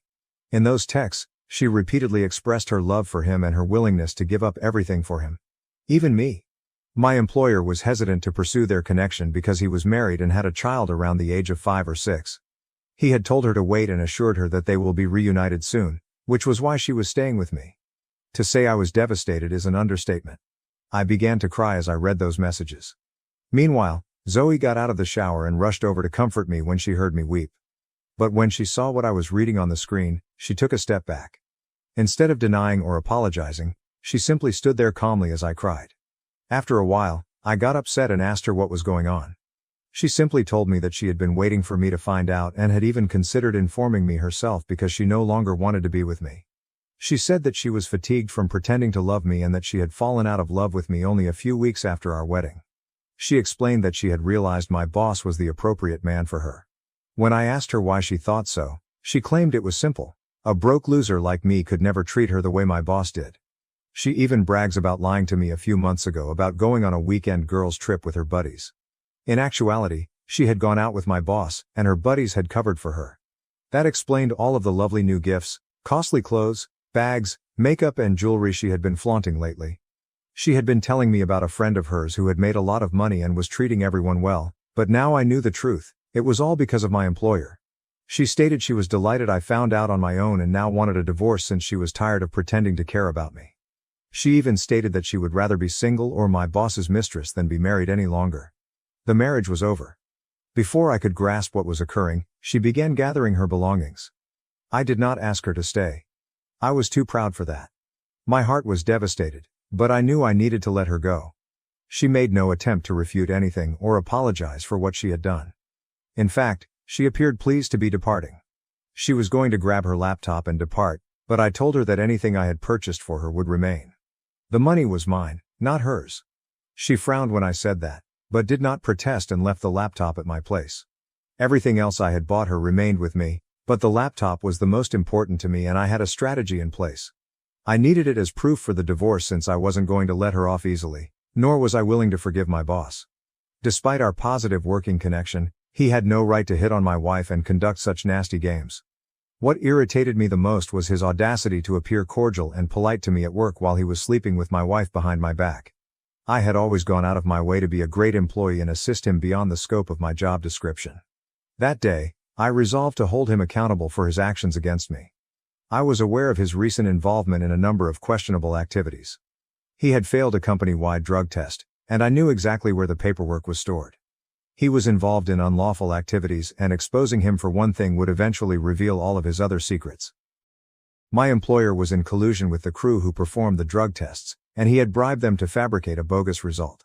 He had paid half of the money up front but opted not to pay the remaining amount after receiving the desired outcomes.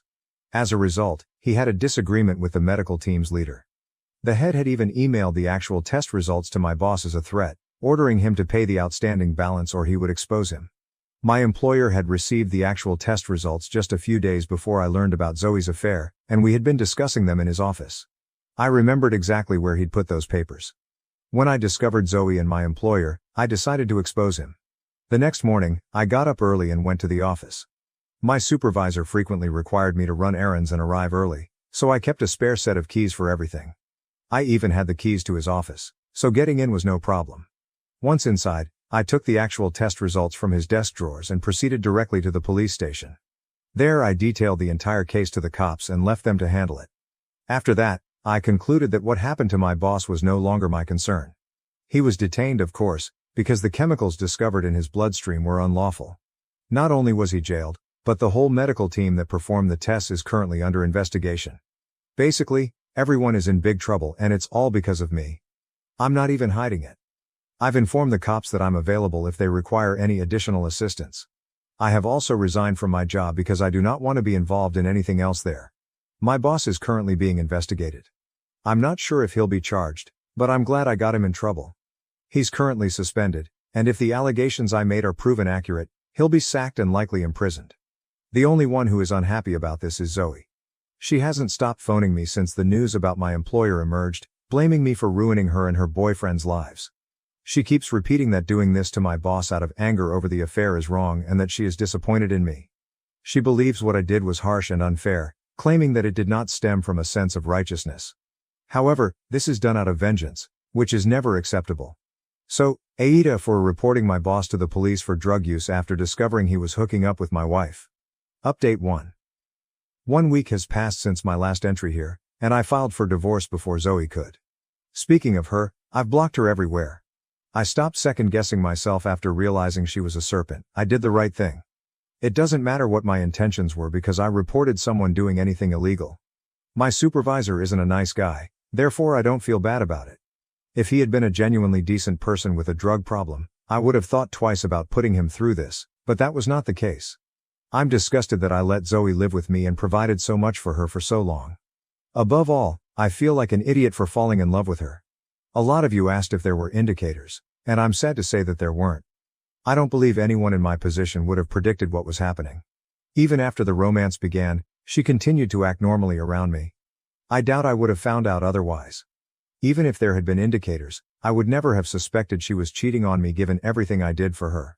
I did it out of love, not realizing she was exploiting me. I've even started doubting her claim that her parents didn't want her to acquire a degree. I don't believe it's real anymore, and I doubt she utilized my money to pay off her bills, because there were no updates on it. Like an idiot, I never inquired since I totally believed her, which I now understand was a tremendous mistake. Looking back, I see how foolish I was for trusting her more than she deserved. But don't worry, the divorce is happening, and I'll have her back. Update 2. Zoe was issued divorce papers 3 days ago and we received a response from her today. She is not contesting the divorce, but she disagrees with the terms of the petition and wishes to negotiate. That is all right with me, she can bring it on. She is requesting to keep the house, a substantial payment and alimony. Her statements are bold, given what she did to me. I don't think a known cheater would be so arrogant as to file such a detailed petition to preserve everything for themselves. It's evident she's only wanting my money. I don't think she cares about my employer anymore, he's not in a position to help her financially. Zoe is cold and calculated, and I'm pleased I'm seeing this side of her now because it's eliminating any leftover feelings of love or affection I had for her. I won't lie, I'm sad with how she's turned out, but I'm confident I'll destroy her in court.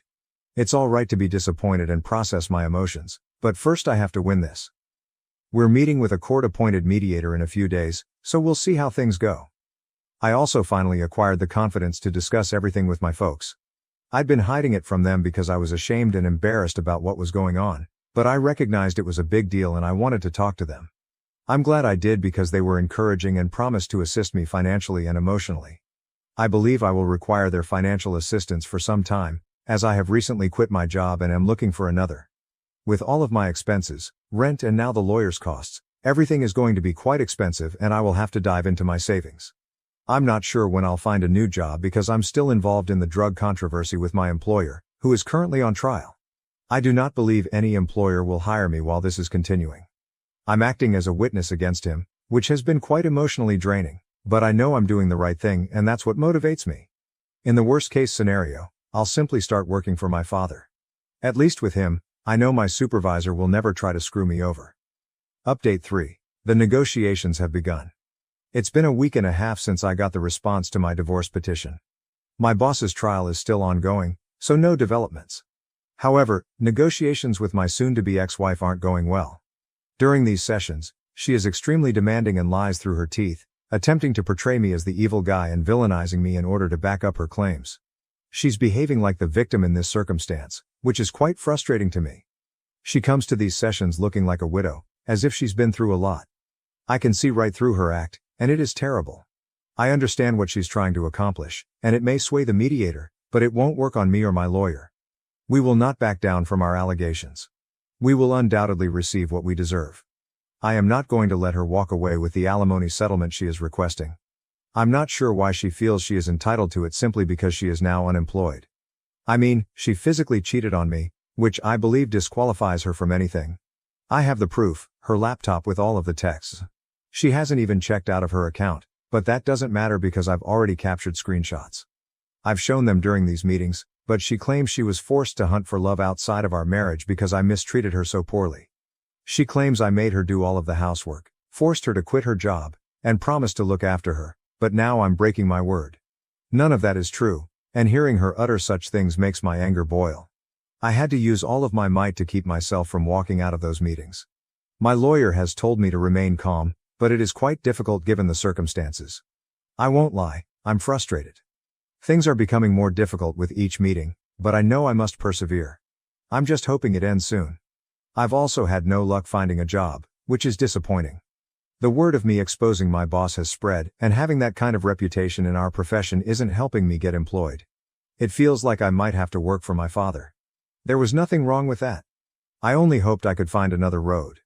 Clearly, it will be harder now that I've chosen to fight the wrong people. Update 4. I filed for divorce 2 months ago, and I'm not going to talk about it today. I am here to inform you that my employer is going to jail. I'm not sure how long he'll stay there, but it may be 2 or 3 years, though he may be released sooner if he behaves well. The point is, he's currently in jail.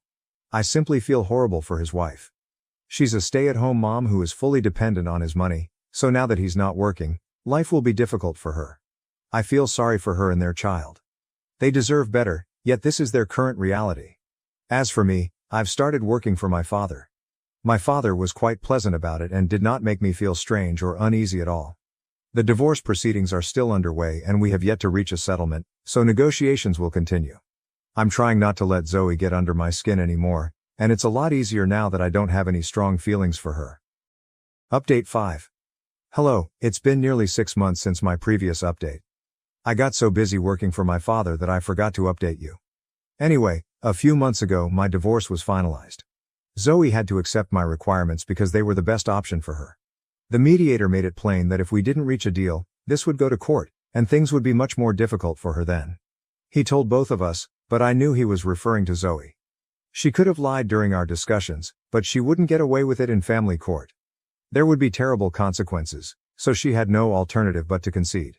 We're now divorced and have no touch with one another. To be completely honest, I prefer it this way. I am going to therapy and trying to work on myself. It will be a long path, but I am confident that I will get there someday. I have fantastic friends and very supportive parents, and I'm going to keep them close while I go through this.